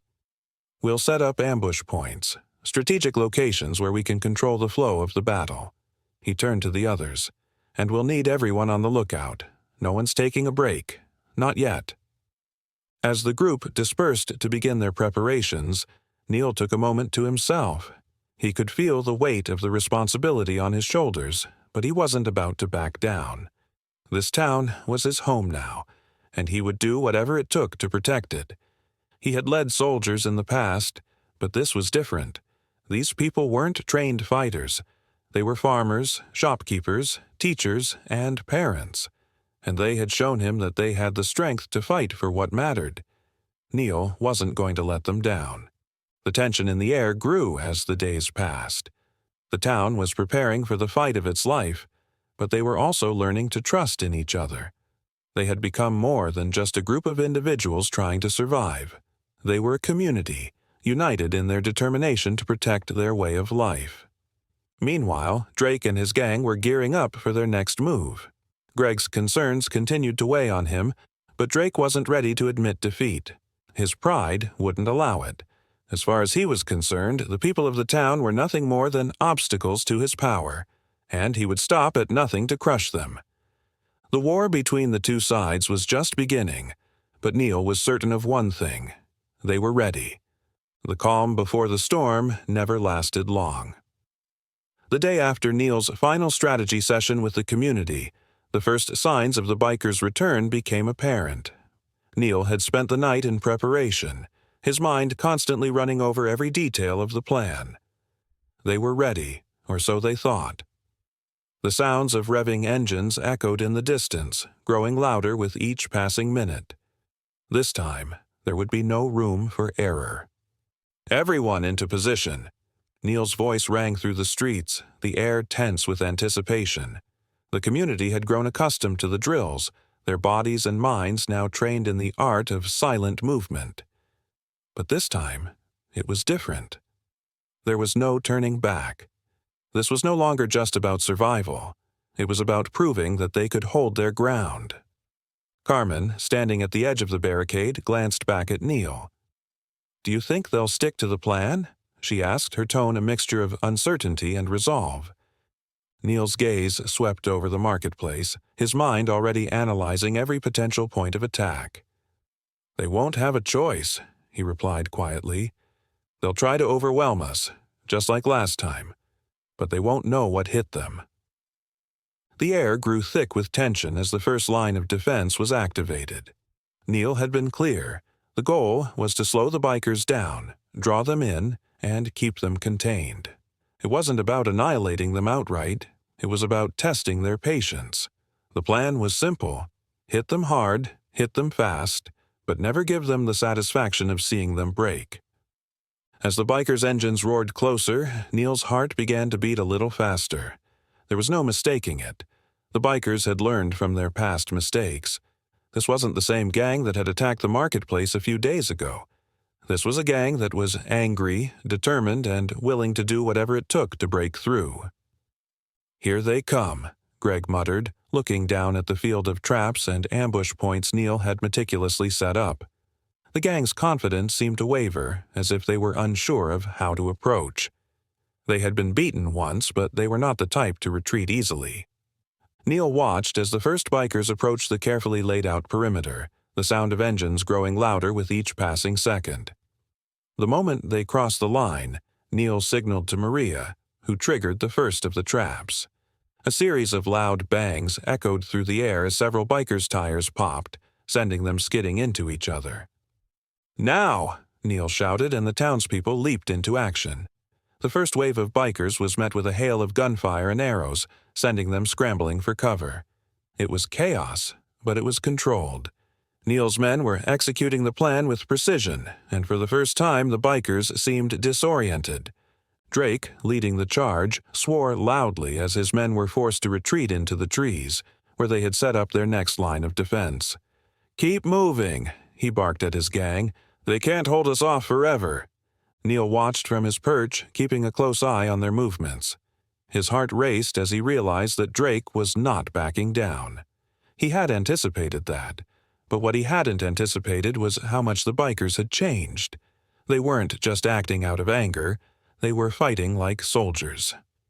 The bikers, sensing an opening, broke through the second barricade, forcing the townspeople to retreat. The moment was crucial, and Neil had to make a decision. He turned to Carmen, who was already at his side, preparing to lead the next group. "We can't let them gain any ground," Neil said, his voice firm. "We need to push them back." Carmen nodded. "I'm with you." Neil signaled for the second group of townspeople to move in, and together they charged, forcing the bikers to fight for every inch of ground they gained. It was a test of character for both sides. The bikers were fierce, but they lacked the unity that the town had forged in the past few weeks. They were relying on brute force, but Neil's people were relying on strategy. Despite the chaos, Neil remained calm. His mind raced with calculations, anticipating every move the bikers would make. He had studied their patterns, their behavior. He knew that the bikers would retreat if they lost enough ground, but he also knew that their egos wouldn't allow them to simply walk away. As the fight continued, Neil's strategy began to take shape. The bikers were growing more erratic, their attempts to overwhelm the defenses faltering as they faced a community that was fighting not just to survive, but to protect everything they held dear. This was no longer just a battle for land. It was a battle for dignity. Meanwhile, Drake's frustration was mounting. He had been caught off guard before, but now it seemed like everything he did was playing into Neil's hands. His gang was losing momentum, and his mind began to spiral as his pride took a hit. He had underestimated the town, and now he was starting to question his own abilities. His leadership was being tested in ways he hadn't expected. Greg, sensing the shift in Drake's demeanor, approached him cautiously. "We need to pull back," he suggested. "They're stronger than we thought. They're playing us." Drake's fists clenched at his sides. "We don't pull back," he growled. "We go harder. We don't stop until we break them." Greg hesitated, but he knew better than to argue. The problem was that Drake's refusal to acknowledge the shift in power was costing them. The bikers were losing their advantage, and the community was only getting stronger. As the battle wore on, Neil's people began to rally. The bikers, once confident in their ability to dominate, were now beginning to doubt. They had never faced a fight like this before, and it was starting to show. By the time the sun began to set, it was clear who was winning the battle. The bikers, their confidence shattered, began to retreat. They had been outsmarted, outmaneuvered, and overwhelmed by a community that refused to back down. Drake's gang was no longer the unstoppable force it had once been, and as the dust settled, Neil stood tall, looking down at the battlefield. It was a test of character, and in the end, his community had passed. The tension in the aftermath of the battle was palpable. Neil stood among his people, watching as they began the process of cleaning up, reinforcing their defenses, and ensuring that the damage from the attack was minimal. The community had proven its resilience, its strength, and its resolve. But as the dust settled, there was one lingering question in Neil's mind. What would happen next? Drake, his authority shaken and his confidence fractured, retreated to his camp. His gang, once a fearsome force, was now a disorganized and fractured group. Greg, his second-in-command, could see the cracks forming in Drake's leadership. The bikers were questioning their loyalty, their resolve, and their reason for fighting. The fight for control was no longer about land. It was about something deeper. It was about ego. Greg approached Drake cautiously, watching the leader as he brooded over his failure. Drake's face was hard, his eyes narrow with frustration. He had never been the type to back down. He had always been the one in charge, the one who commanded respect through sheer force. But now, his leadership was in question, and his pride was bruised. "You've lost them, you know," Greg said quietly, his voice laced with concern. Drake didn't respond at first, his eyes fixed on the campfire that burned low in front of him. The heat from the flames danced on his skin, but it did little to warm the cold, bitter feeling inside of him. "They won't follow you if you show weakness," Greg continued, his voice firm. "They already know that you can be beaten." Drake's fists clenched, and he rose to his feet. "I'm not weak. I'm not giving up.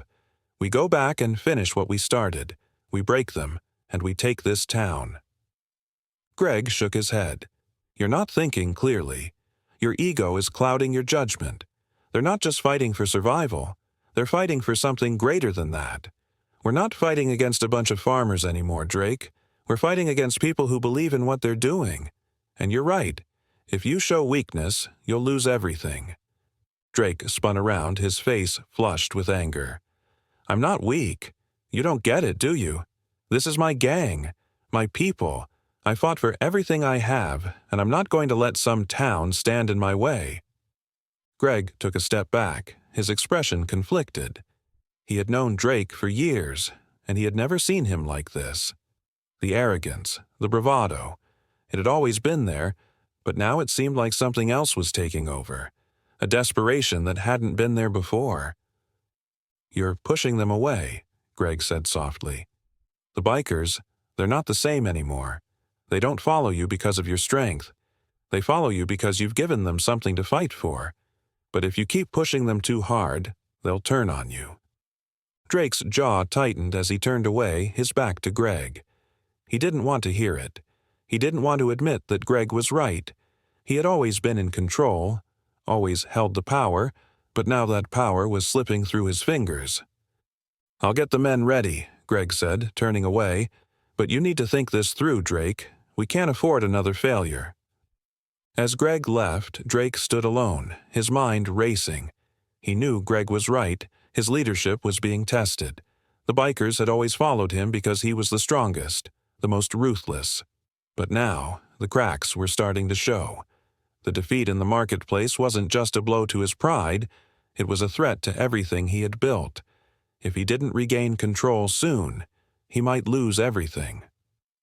Meanwhile, back in the town, Neil and the community were preparing for the next phase of the conflict. They had won the battle, but they knew that Drake wouldn't stay down for long. He would come back stronger and more determined than ever. But Neil was ready for whatever was coming next. As the town continued its preparations, Neil sat down with Carmen, looking over the plans for their next move. "Drake's ego is his biggest weakness," Neil said, his voice calm and calculating. "He won't accept defeat. He'll come back, and he'll come back hard. But if we're smart, we can use his arrogance against him." Carmen raised an eyebrow. "What are you thinking?" "We need to set him up," Neil said, a small smile tugging at his lips. "We make him think he's winning, make him think he's got us cornered. But we have to be patient. Let him make the first move, and then we strike." Carmen nodded, understanding Neil's plan. It was a dangerous game to play, but it was their best shot. They had to make Drake believe that his attack would be successful, that the town was vulnerable, and when the time was right, they would turn the tables and strike with precision. Neil stood up and walked over to the makeshift map of the town, his fingers tracing the lines where their defenses had held. "We have the advantage now. We know the terrain, and we know Drake's weaknesses. He won't be able to match us on his own. But we need to be prepared. This isn't going to be easy." Carmen joined him at the map, her eyes scanning the town's layout. "It's not just about beating him. It's about taking everything from him." Neil looked at her, his eyes focused and determined. "Exactly. It's not just about defending our home anymore. It's about breaking his spirit. We're going to make him regret ever coming after us." The tension in the air grew as the day wore on. The community was ready, but they knew that the hardest part was yet to come. They had proven their strength, their unity, and their resilience. But they were about to face the true test, taking down the man who had once held all the power. As the sun set behind the mountains, Neil stood tall at the edge of the marketplace watching the horizon. He knew the battle wasn't over. It was far from it. But for the first time, he felt confident that they could win. And that confidence was enough to drive him forward. Drake's ego would be his downfall, and Neil was ready to make sure of it. The air in the town had been thick with anticipation for days. Neil could feel the weight of what was coming, and he knew that every moment brought them closer to a confrontation with Drake. The community had rallied behind him, and his plan was set. They had prepared for the worst, but Neil couldn't shake the feeling that something was missing. As the days passed, he began to notice a shift in the atmosphere, one that he couldn't quite put his finger on. It was late one evening when Neil received the unexpected visitor. Carmen had been the first to notice the stranger, approaching the town under the cover of darkness. Her instincts told her that it was someone they needed to talk to, but Neil felt a sense of caution. The community had faced enough surprises, and Neil wasn't ready to trust anyone who hadn't earned it. "I think we should hear him out," Carmen said, standing at Neil's side as they watched the figure approach from the shadows. Neil narrowed his eyes, studying the stranger. He looked familiar, but there was something unsettling about him. He wasn't one of Drake's men, but Neil knew better than to assume anyone was an ally without understanding their motives.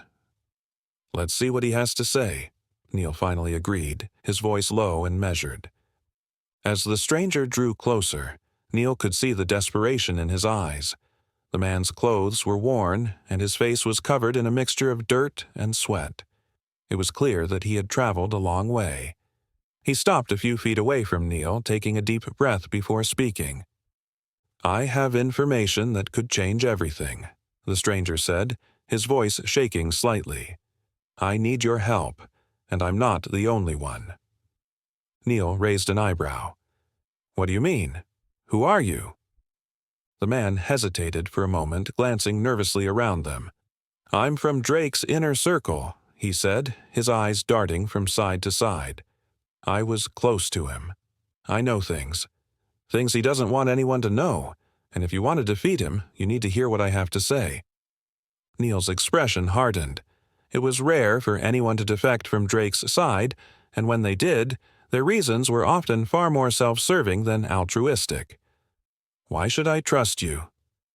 The man took another deep breath, his face contorting with what looked like guilt. "Because I was with him when he made the decision that will destroy him. He doesn't know I'm here, but if you don't act quickly, it'll be too late." Carmen stepped forward, her voice calm but firm. "What decision? What's going to happen?" The man looked at her, his eyes wide with fear. "Drake's making a deal with someone you wouldn't expect. A deal that'll bring him more power, more than you can handle. He's planning on aligning with the very people who destroyed everything the town stands for. He's making his move tonight." Neil felt a cold knot form in his stomach. He had known that Drake wouldn't back down, but this was something else entirely. This wasn't just about winning a fight, it was about changing the entire balance of power in their favor, and it meant that they were about to face a force far more dangerous than they had ever anticipated. "We need to act quickly," Neil said, his voice steady but with a hint of urgency. "Where is he? What's the plan?" The stranger swallowed hard, his throat dry. "I don't know all the details, but I know that tonight Drake plans to meet with a group that's been helping him behind the scenes. They've got weapons, manpower, and connections that you can't imagine. If he succeeds, it's over for you. He'll have the power to take the town and crush any resistance." Neil felt his pulse quicken. He had always known that the battle wasn't going to be easy, but this was a new level of danger. He looked over at Carmen, who was watching him with a steady gaze. They had no time to waste. "We can't let this happen," Neil said, his voice resolute. "We'll need every man, woman, and child who can hold a weapon. It's time to end this." The stranger nodded, his face a mixture of fear and relief. "Thank you. I just want to make sure you know the truth before it's too late." Neil turned to face the rest of the group, his mind already racing with the steps they needed to take. He had expected a challenge from Drake, but this was something far more dangerous. If Drake succeeded in his deal, they would be facing an entirely new enemy. "We need to move quickly," Neil said, his tone decisive. "Get the defenses ready. We have to disrupt this deal before it happens." As the group began to prepare, Neil felt a new sense of urgency. The stakes had just been raised, and the fight was no longer just about survival. It was about protecting everything they had fought for. But in the back of his mind, one thought kept repeating. Who was behind this deal? And why had Drake turned to them for help? In the midst of the chaos, Neil realized that he had just uncovered a shocking revelation. The real war had only just begun. The revelation had shaken Neil, and now the weight of the new knowledge pressed heavily on his chest. It wasn't just the knowledge that Drake was making deals behind their backs, it was who he was dealing with. Whoever was helping him could tip the balance of power in Drake's favor. Neil knew that their window of opportunity was closing fast. The community had fought hard to hold their ground, but this next battle was going to require more than just strength. It would demand ingenuity, trust, and relentlessness. Neil gathered the core group in the war room, the map of the town spread out before them. The late evening light filtered in through the windows, casting long shadows across the room. The tension was thick, but Neil remained calm. His mind was racing with plans and contingencies. The battle for the town had escalated to a new level, and every step from here on out would need to be carefully calculated. "We can't afford to wait," Neil began, his voice steady but firm. "Drake's going to make his move tonight. We have to stop him before he meets with those people. We don't know what they're capable of, but we can't take the risk." Carmen, who had been at his side throughout the entire ordeal, spoke next. "We need to split up. Some of us need to stay here, ensuring that the defenses are ready in case Drake tries to attack directly. The rest of us need to disrupt his meeting. We can't afford to let him make that deal." Neil nodded, glancing around the room at the faces of those who had fought alongside him since the beginning. Their determination was unwavering, but Neil could see the strain in their eyes. This had taken its toll on everyone, physically and emotionally. "We'll need more than just force," Neil said, looking back at the map. "We need to outsmart them. If we can't stop the deal from going through, we'll at least gather as much intel as we can. If we can uncover who Drake is dealing with, we might be able to use that against him." Greg, who had remained quiet up until now, spoke up. "And what about the people who've been helping him? We still don't know exactly who they are." Neil's gaze sharpened. "That's the biggest question, isn't it? We don't have answers, but we do have an opportunity to find out. We disrupt the deal, we get them talking, and if they don't talk, we make sure they regret it." The group nodded in agreement, and the plan started to take shape. Neil assigned roles based on each person's strengths. Maria and Greg would lead the team to disrupt the meeting, while Carmen and a few others would stay behind to reinforce the town's defenses.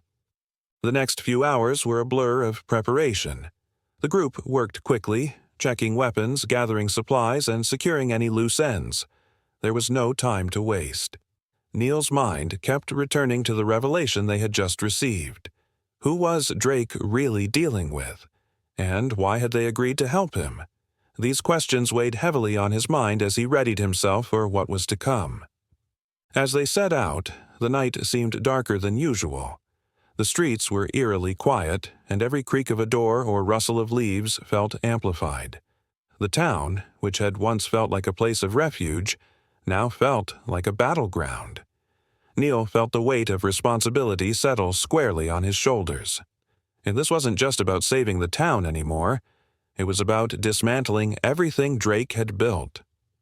Maria's team moved swiftly, using the cover of darkness to stay hidden. They knew the layout of the land better than anyone, and their stealth training had paid off. They were positioned and ready to strike when the time came. Neil could feel the adrenaline building as they neared the site of the meeting. The plan had been set into motion, but Neil's thoughts were consumed with one question. Could they pull this off? When they arrived at the rendezvous point, Neil signaled for the group to hold back. The air was thick with tension as they hid in the shadows, watching the meeting site from a distance. They could see figures moving in the distance, people who clearly didn't belong in the town. It wasn't hard to guess that these were the individuals Drake was planning to meet with. "We wait for the signal," Neil whispered to Carmen, who was positioned beside him. "Got it," she replied, her eyes trained on the shadows ahead. Minutes passed, each one stretching into what felt like hours. Then, as if on cue, the signal came, a faint light flashing in the distance. It was time. Maria and Greg moved quickly, moving around the perimeter to flank the meeting site while Neil and Carmen led the charge straight for the heart of the action. The sound of footsteps was muffled by the night, but Neil knew their presence had been detected. This wasn't going to be as easy as they'd hoped. They reached the site, a small clearing surrounded by trees, just as the first words were exchanged between Drake and his unknown associates. Neil could hear the tension in Drake's voice as he argued with the others, and for a moment Neil allowed himself a brief flicker of satisfaction. He knew that the meeting was the key to everything. If they could stop it, they might stand a chance at ending Drake's reign of terror. Suddenly, a voice broke through the air, sharp and commanding. "We've been waiting for you, Neil." Neil froze, recognizing the voice before he could even turn to face its owner. It was a voice he'd hoped never to hear again. "Greg," Neil whispered, his voice barely audible. From the shadows, Greg stepped forward. But this wasn't the same Greg that Neil had trusted. His expression was cold, distant, and when he spoke, his tone was almost alien. "Sorry, Neil," Greg said, a smirk on his face, "but I'm afraid the tides have already turned." Neil's heart sank as the realization hit him. Everything had changed, and now the war had truly begun. The shift in the atmosphere was palpable. The moment Greg stepped forward from the shadows, a new tension gripped Neil. The man who had once been a trusted ally was now the face of betrayal. His words sent shockwaves through Neil's mind, but his resolve never wavered. Betrayal had always been a risk in a battle like this, but the sting of it still cut deep. "You've been working with Drake all along?" Neil asked, his voice cold as he studied Greg's expression. There was no trace of the camaraderie they once shared, just a hardened man standing before him, looking almost unrecognizable. Greg gave a slow nod, his eyes betraying no emotion. "I had no choice, Neil. You don't know what it's like to be on the inside. You don't understand the pressure, the power. I did what I had to do." Neil's chest tightened at the words. He had always trusted Greg, confided in him, but now that trust felt like a lie. He glanced back at Carmen, who was standing a few feet away, her hand on her weapon, her eyes locked on Greg with a mixture of disbelief and anger.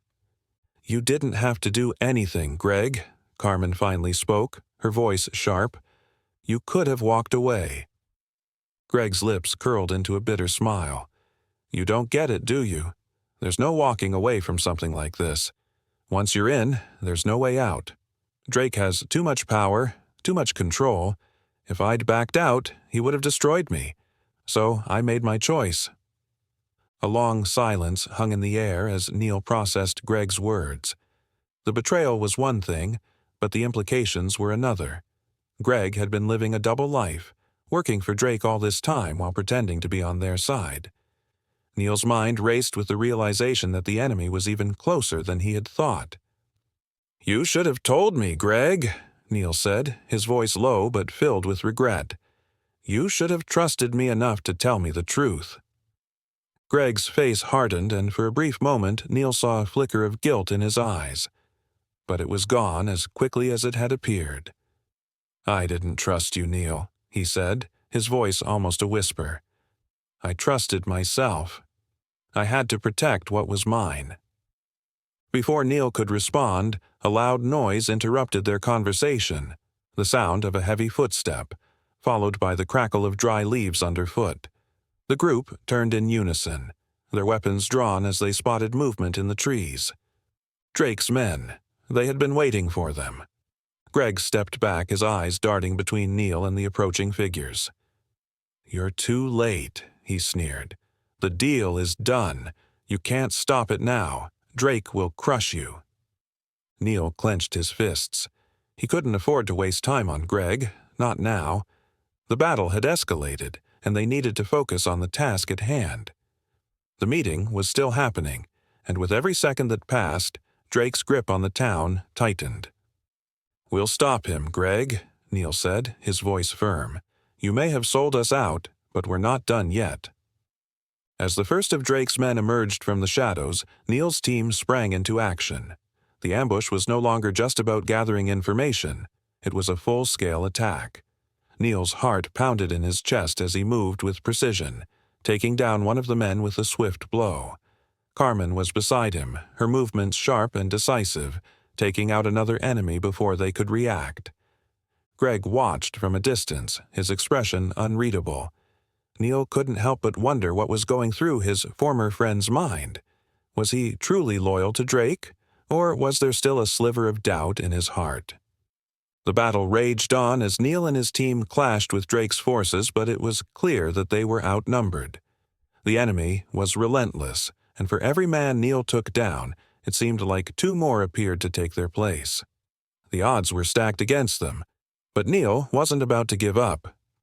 "We need to fall back," Maria shouted, her voice cutting through the chaos. "We can't win this fight outright. We need to regroup." Neil nodded, his mind working quickly as he assessed their situation. They had to get to higher ground, somewhere they could regroup and plan their next move. But as they started to pull back, Neil couldn't shake the feeling that they were being surrounded. "Where's Greg?" Carmen shouted, scanning the battlefield for any sign of their former ally. Neil turned, searching the area, but Greg was nowhere to be seen. Had he run off to warn Drake? Had he betrayed them completely? The thought made Neil's blood run cold. He couldn't trust anyone now. "We have to go," Neil said, his voice urgent. "We can't fight them all here." Carmen hesitated but nodded, signaling to the others to retreat. They made their way to a safer position, but Neil couldn't stop thinking about Greg. The betrayal stung, but it was more than that. Greg's actions had put them all in danger, and Neil was determined to find out who was truly behind this plot. As they retreated, Neil couldn't help but wonder what the consequences of this betrayal would be. He had lost a friend, and now the fight was even more personal. But as he looked back at the battlefield, he knew one thing for sure. This war was far from over. The retreat had been difficult. Neil could feel the weight of the failure pressing on him as they regrouped at a safer position. They had been outnumbered, caught off guard by the betrayal, but they weren't done yet. There was still hope, still a chance to turn the tide, but for now they needed to regroup, assess, and prepare for the next move. The fight was far from over. Neil's mind was racing. Greg's betrayal had been a hard blow, but he couldn't afford to dwell on it. There were bigger stakes now. Drake had gained more power, and with that, he'd become even more dangerous. It wasn't just about the town anymore. It was about survival. They needed to stop him before he could finalize his plans.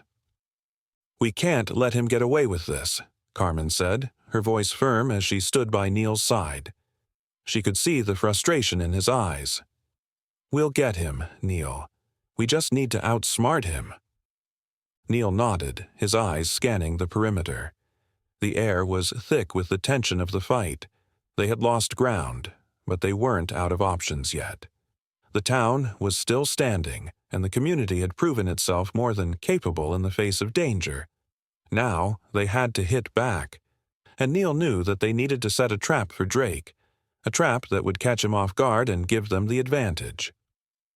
"We'll bait him," Neil said, his voice steady as he looked around the group. "We know where he'll strike next. We know his weaknesses. We set the trap, make him think he's winning, and then we spring it when he least expects it." Maria, who had been quiet until then, spoke up. "You think we can draw him in? He won't go for it unless we can make it look real." Neil turned to her, meeting her gaze. "We'll make it real enough. We'll get his people moving, make him think the town is vulnerable, and when he shows up, we'll be ready." The plan was risky, but it was their best shot. Drake had been careful until now, but his arrogance had already led him to underestimate the town's resilience. They were going to use that against him. The next few hours were a blur of preparations.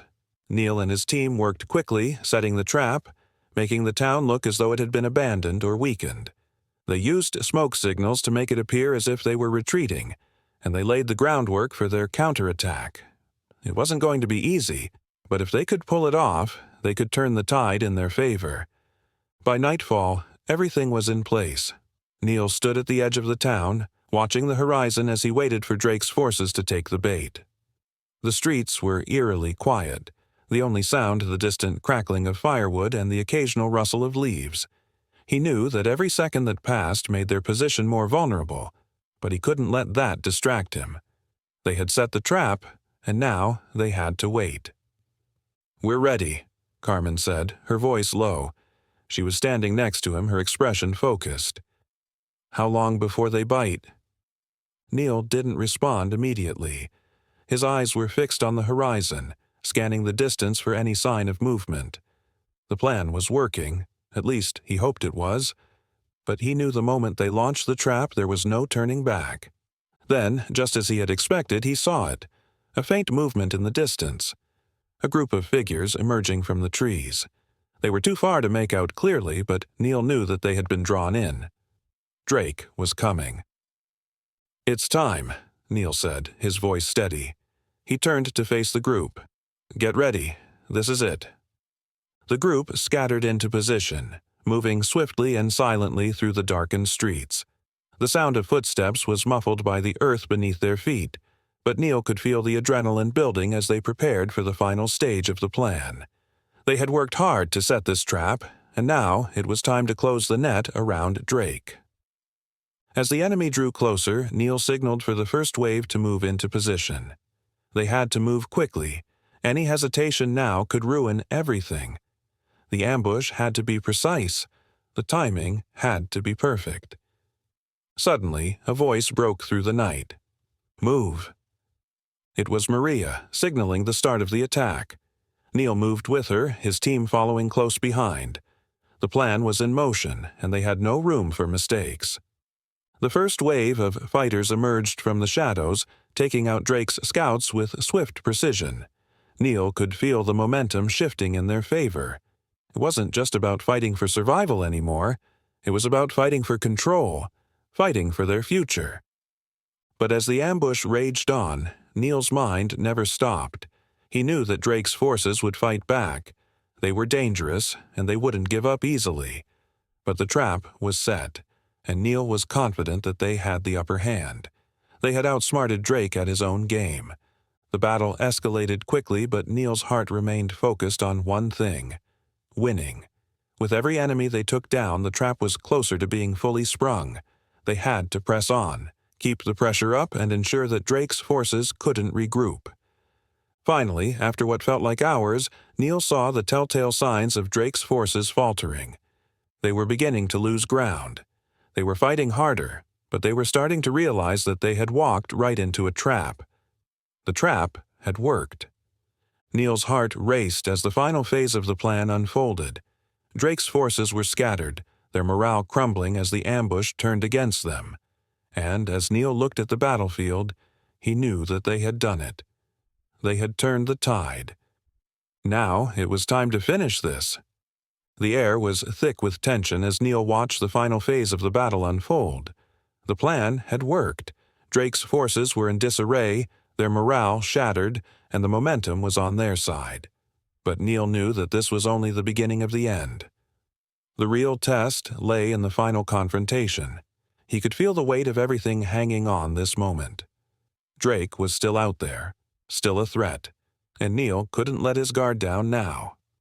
"We've got them on the ropes, Carmen said, her voice low but confident. She stood beside Neil, her eyes scanning the battlefield. The enemy had been scattered, but there was still a lingering sense of unease. Drake would fight back, and when he did, it would be with everything he had left.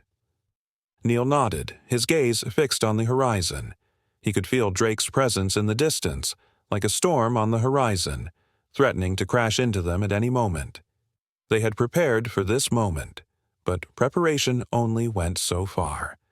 The real test would be how they responded when the full force of Drake's wrath came down on them. "I'm not letting him win," Neil said, his voice firm with resolve. "We finish this now." The words hung in the air, heavy with the weight of finality. The battle had already taken its toll, and every part of Neil's being screamed to prepare for the worst. But this was their chance, their opportunity to end the war once and for all. It wouldn't be easy. It never was. "We need to move," Carmen urged, her eyes never leaving the battlefield. "The longer we wait, the more chance they have to regroup." Neil didn't hesitate. He signaled to his team and they moved swiftly through the wreckage of the battle. There was no time to waste. The enemy was still out there, and if they were going to finish this, they had to act quickly. They reached their designated position at the edge of the town, where they would make their stand. The final showdown was imminent. Neil could hear the distant sound of movement. Drake's forces were regrouping, preparing for the inevitable clash. It was time to bring the fight to them. The sun had begun to set, casting an eerie light over the battlefield as the final confrontation loomed. Neil's heart raced with adrenaline, but his mind was focused. He had seen too many people fall in the name of survival. This time, he was determined to see it through. "We've got one shot at this," Neil said, his voice low but urgent. "We need to make sure every move counts." The group nodded in agreement, their faces grim but determined. They had already lost so much, but they weren't about to lose the town. Not without a fight. Neil's thoughts turned briefly to the people they had saved. Carmen, Maria, Greg, all of them had become family through the hardships they had endured. But now it was time to stop fighting for survival and start fighting for their future. The group spread out into position, forming a perimeter as they prepared for the inevitable clash. Neil's team was ready, but he couldn't shake the feeling that something wasn't right. There was an almost palpable sense of tension in the air, as if the very ground beneath them was waiting for something to happen. "I don't like this," Maria said, breaking the silence. "It's too quiet. It's like they're waiting for us to make the first move." Neil turned to her, his brow furrowed. "I agree," he said, his voice filled with caution. "But we can't wait forever. We need to make them come to us." Just then, the first of Drake's forces appeared on the horizon. Neil's breath caught in his throat as he watched the approaching figures. They were moving fast, charging toward the town with an intensity that could only mean one thing. Drake was coming for them, and he wasn't holding back. "They're coming," Neil said, his voice calm but tense. "It's now or never." The final battle was about to begin. The enemy approached rapidly, and Neil signaled for his team to fall into position. They had set the trap, baited them into this moment, and now it was time to close the net. The battle that ensued was unlike anything they had fought before. Drake's forces were relentless, their attack brutal and unyielding. The clash of metal, the cries of battle, it was all part of the chaos that Neil had come to expect.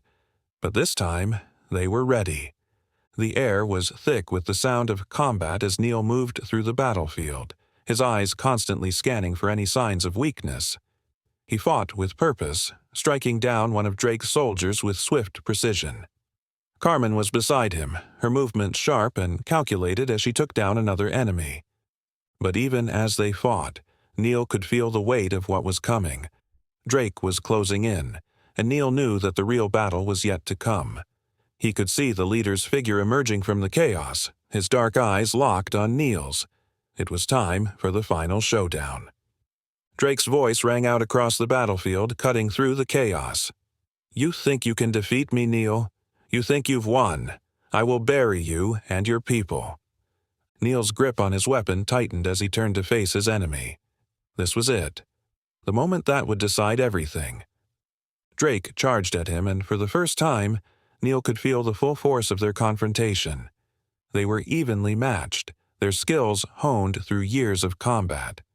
The clash of their weapons was deafening as they fought, neither willing to back down. But Neil wasn't just fighting for his life anymore.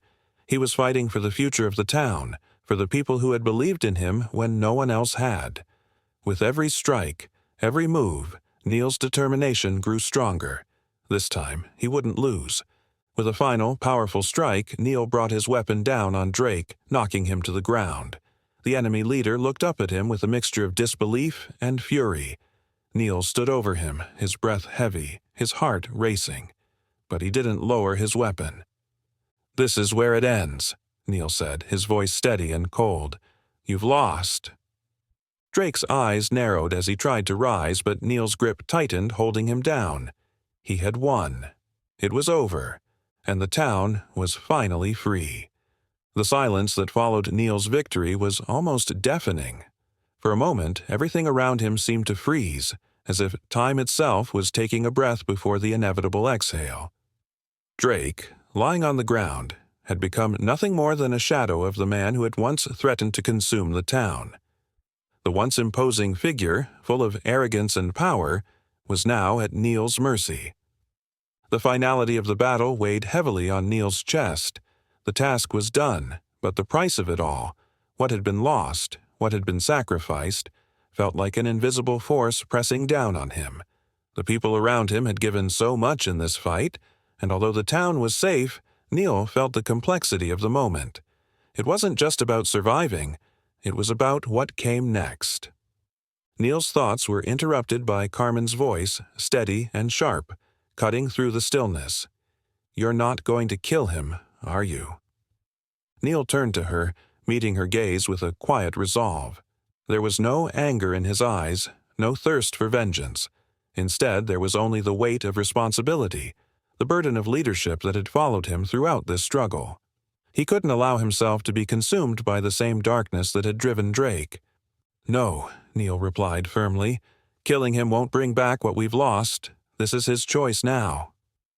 Carmen studied Neil as if weighing his words. It was hard for her to see beyond the betrayal Drake had caused, the lives lost, the blood spilled. But Neil had a different perspective. This wasn't just about ending Drake. It was about breaking the cycle of violence that had gripped the town for so long. Drake, still sprawled on the ground, let out a bitter laugh. "You're a fool, Neil. You think I'll just let you walk away? You think you've won. There will always be more of me. More people like me who want control. You've only delayed the inevitable." Neil looked down at Drake, the words lingering in the air. He had expected something like this. Drake had always believed in the power of force, the idea that strength alone could dictate the future. But Neil knew better. It wasn't about fighting for control. It was about fighting for the people you cared about, for the future you wanted to build together. "We've all had enough of people like you," Neil said, his voice calm but unyielding. "You've built your empire on fear and manipulation, but that ends today. It's over." Drake's eyes narrowed and his body tensed as if preparing for one last fight. But Neil didn't flinch.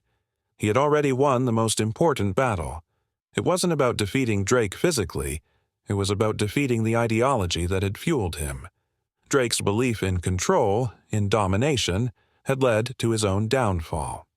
"You've lost everything," Neil continued, kneeling beside Drake. "Your men, your empire, your power. You've been given a chance to reflect. This is where you choose what you do next." Drake's face contorted with anger, but there was something else beneath the fury. Fear. Neil could see it now, a crack in the armor of arrogance Drake had built around himself. The reality of his defeat was setting in. "You think I'll change?" Drake spat. "I'll never change. You've won today, but you'll never destroy what I've built. It's in me. It's who I am." Neil's eyes softened, but his resolve remained unwavering. "Maybe it's who you were, but it doesn't have to be who you become." For a long moment, there was only silence. The weight of those words hung in the air between them. Neil had given Drake the space to reflect. He didn't want to kill the man before him. He wanted him to see the consequences of his actions, to realize the truth that he had been too blind to see before, that there was always another way, one not built on destruction, but on unity. Neil stood up, his back straight, and faced the battlefield. The cries of victory were already ringing out, but it wasn't over yet. They had won this fight, but the road to rebuilding would be long and fraught with challenges. The real victory wasn't in the defeat of Drake. It was in the resilience of the people who had fought for something greater than themselves.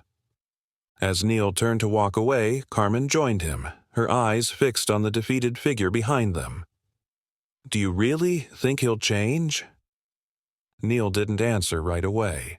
He looked back at Drake, who was still on the ground, lost in his own thoughts. "I don't know, but it's his choice now. We've given him the opportunity to decide what comes next. What he does with that opportunity, that's up to him." Carmen nodded, though there was no easy resolution to the questions Neil had raised. What now? We rebuild, Neil said simply. We rebuild everything. The town, the community, the trust that was broken, and we make sure that no one else falls into the same trap he did. Carmen looked at him, a faint smile on her lips. You're right, we've won, Neil, but the work is just beginning. As the group regrouped and began to organize the next steps for rebuilding, Neil stood at the center, watching as the town slowly came back to life. They had fought for their future, and now they had to ensure it would be one built on trust, unity, and hope. The fall of Drake marked the end of one chapter, but it was just the beginning of something new. Neil looked to the horizon, the setting sun casting long shadows over the land. The road ahead would be difficult, but for the first time in a long while, it seemed like a road worth traveling. The first morning after the battle was a quiet one. The sun rose over the horizon, casting its light on the wreckage of what had been a battlefield just hours before. The streets of the town were eerily still, with the silence only broken by the faint sounds of movement in the distance. People beginning to emerge from their homes, eyes filled with uncertainty, but also with a glimmer of hope. Neil stood at the center of it all, his eyes scanning the area. The victory they had fought so hard for had been won, but it was far from over. They had defeated Drake, but there was so much more to be done. The town was scarred, both physically and emotionally, and healing would take time. But Neil knew that this was the first step, an important one.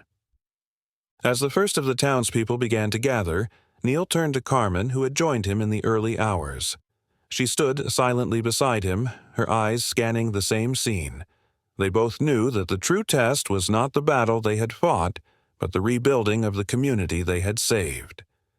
"Do you think we can really do it?" Carmen asked, her voice quieter than usual.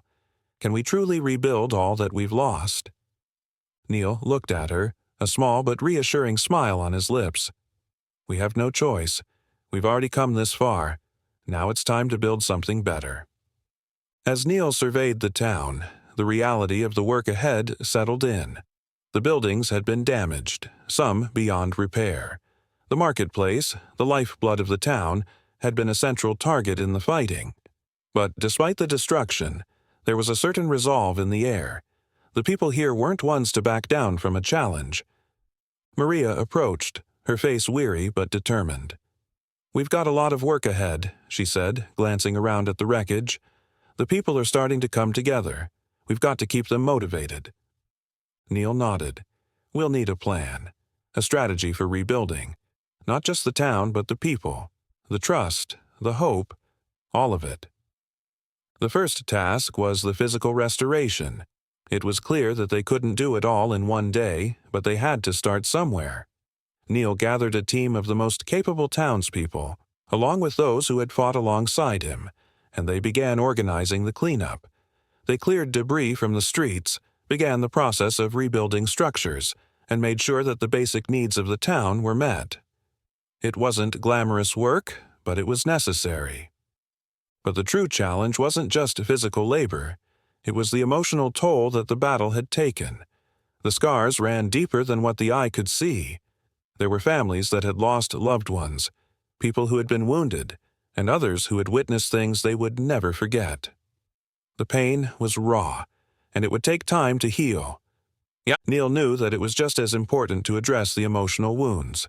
He called for a meeting in the heart of the town, gathering the community together. People began to trickle in, some looking hesitant, others uncertain, but all of them yearning for something, anything that would help them move forward. As the townspeople assembled, Neil took a deep breath and stepped forward. He had faced battle after battle, but this was different. This was a chance to lead in a way that wasn't about fighting, but about healing. "I know we've all been through a lot," Neil began, his voice steady but full of compassion. "We've lost people. We've lost homes. We've lost so much. But I also know that we've gained something in all of this. We've gained each other. We've gained strength. And together we can rebuild, Not just the town, but our lives. We can heal, and we can make sure that what happened here never happens again." The silence that followed was heavy, but it wasn't filled with sadness. It was filled with the weight of everything that had been said, the weight of hope, of determination. Slowly, people began to nod, and the quiet murmur of agreement rippled through the crowd. As Neil looked out over the faces of the people, he felt a spark of something deep inside him, a sense of connection. They were no longer just survivors of the battle. They were a community, and they would heal together. After the meeting, Neil walked through the town, talking to the people he passed. He checked on the wounded, reassured those who had lost loved ones, and offered a shoulder to those who needed it. There was no rushing the healing process, but each word of encouragement, each act of kindness, was a step forward. As the day wore on, Neil found himself back at the center of the marketplace. Carmen was there, helping to organize the rebuilding efforts. She looked up when she saw him approaching, a slight smile on her lips. "How are you holding up?" she asked. "I'm good," Neil replied, though the exhaustion was evident in his voice. "It's a lot, but we're doing it. We're making progress." Carmen nodded, her eyes full of understanding.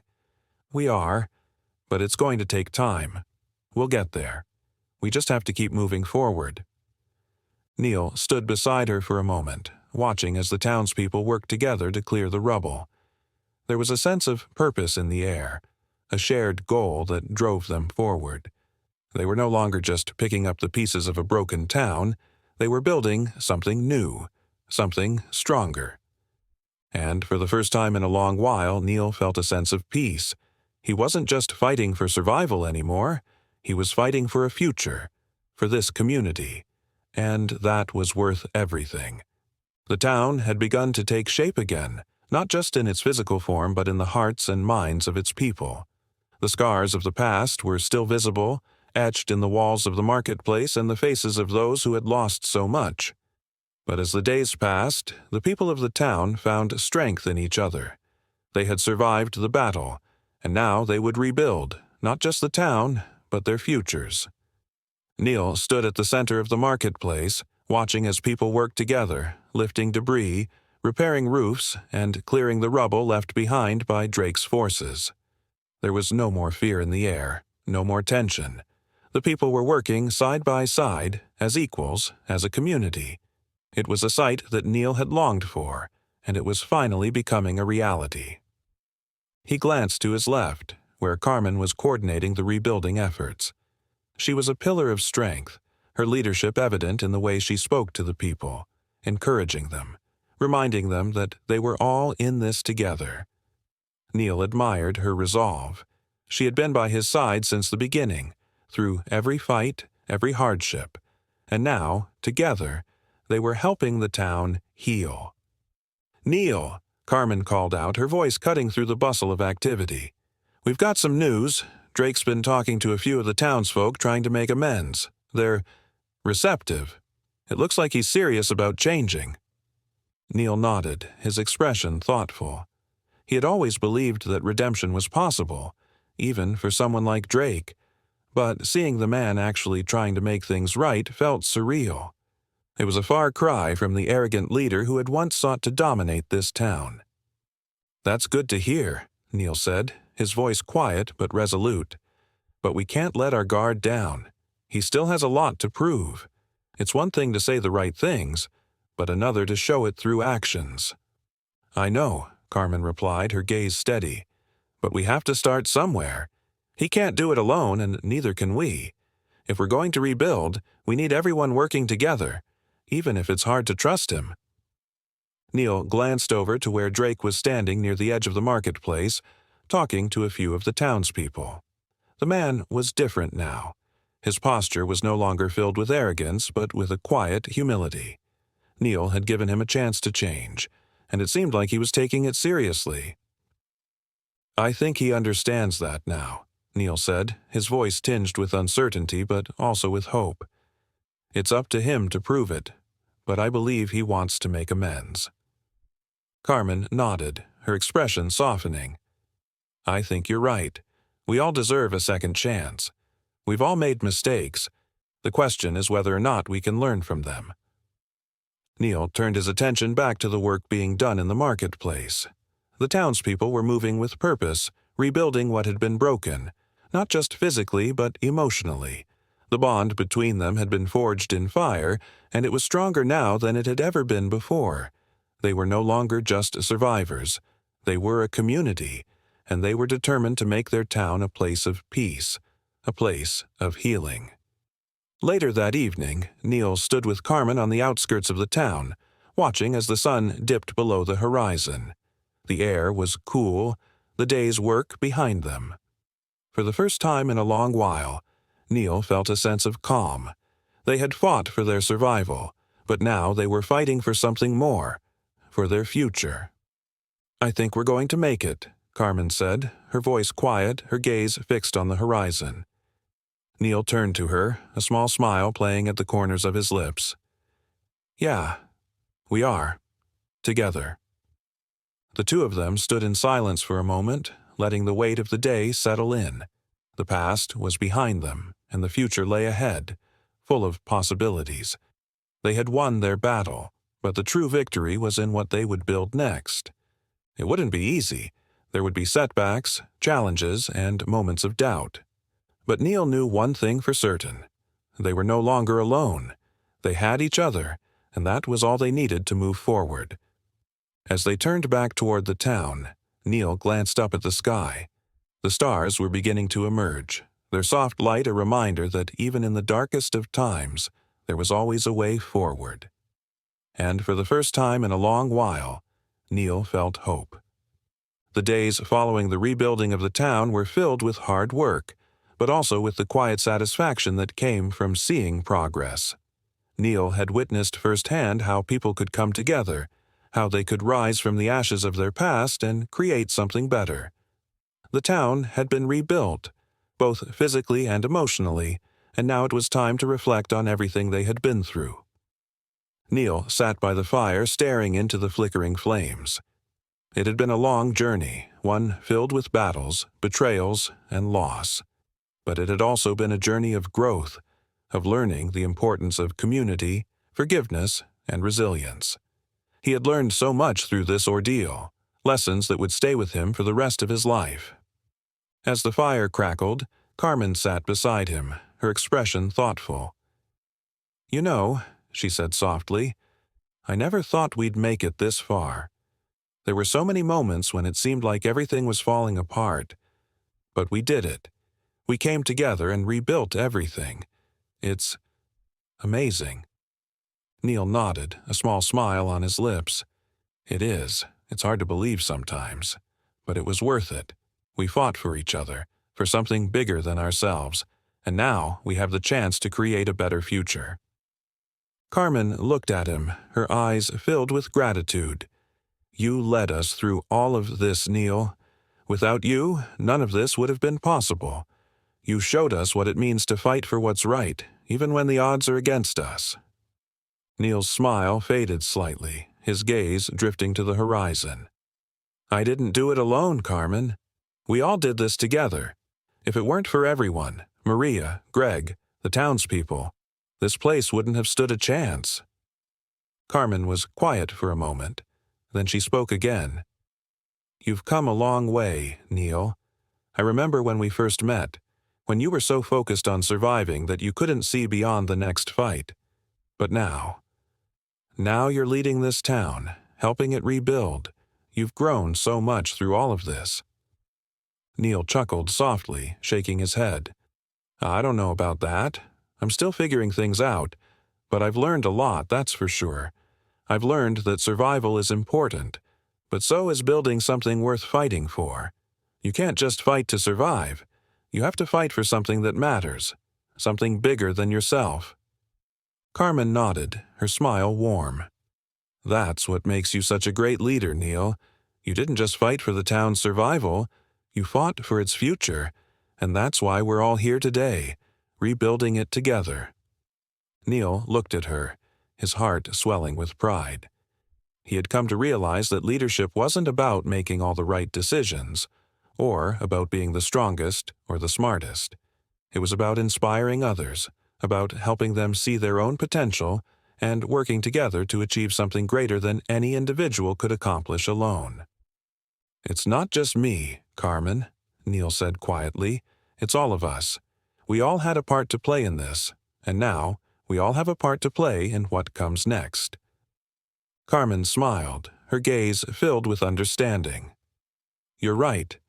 We've all learned something through all of this.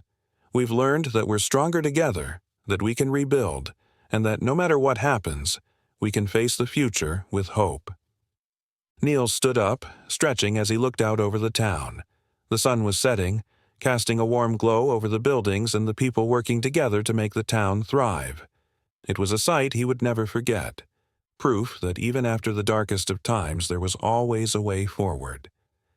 "Thank you," Neil said quietly, his voice full of gratitude. "Thank you for believing in me, for helping me see the bigger picture. I couldn't have done this without you." Carmen stood as well, walking up beside him. She placed a hand on his shoulder, her expression soft. "We all believed in you, Neil. And now, we all believe in each other. That's what makes this place different." Neil smiled, his heart lighter than it had been in a long time. There was still work to be done, still challenges ahead, but for the first time in a long while, he felt at peace. They had faced their darkest days together, and now they had a chance to build a brighter future. As the stars began to twinkle in the sky, Neil reflected on everything he had learned. He had fought for survival, for redemption, for the future of the town. But in the end, the most important lesson he had learned was this: the power of forgiveness, of community, and of hope. And with those three things, anything was possible. The road ahead was uncertain, but Neil knew one thing for sure. Whatever happened, they would face it together. And that was enough.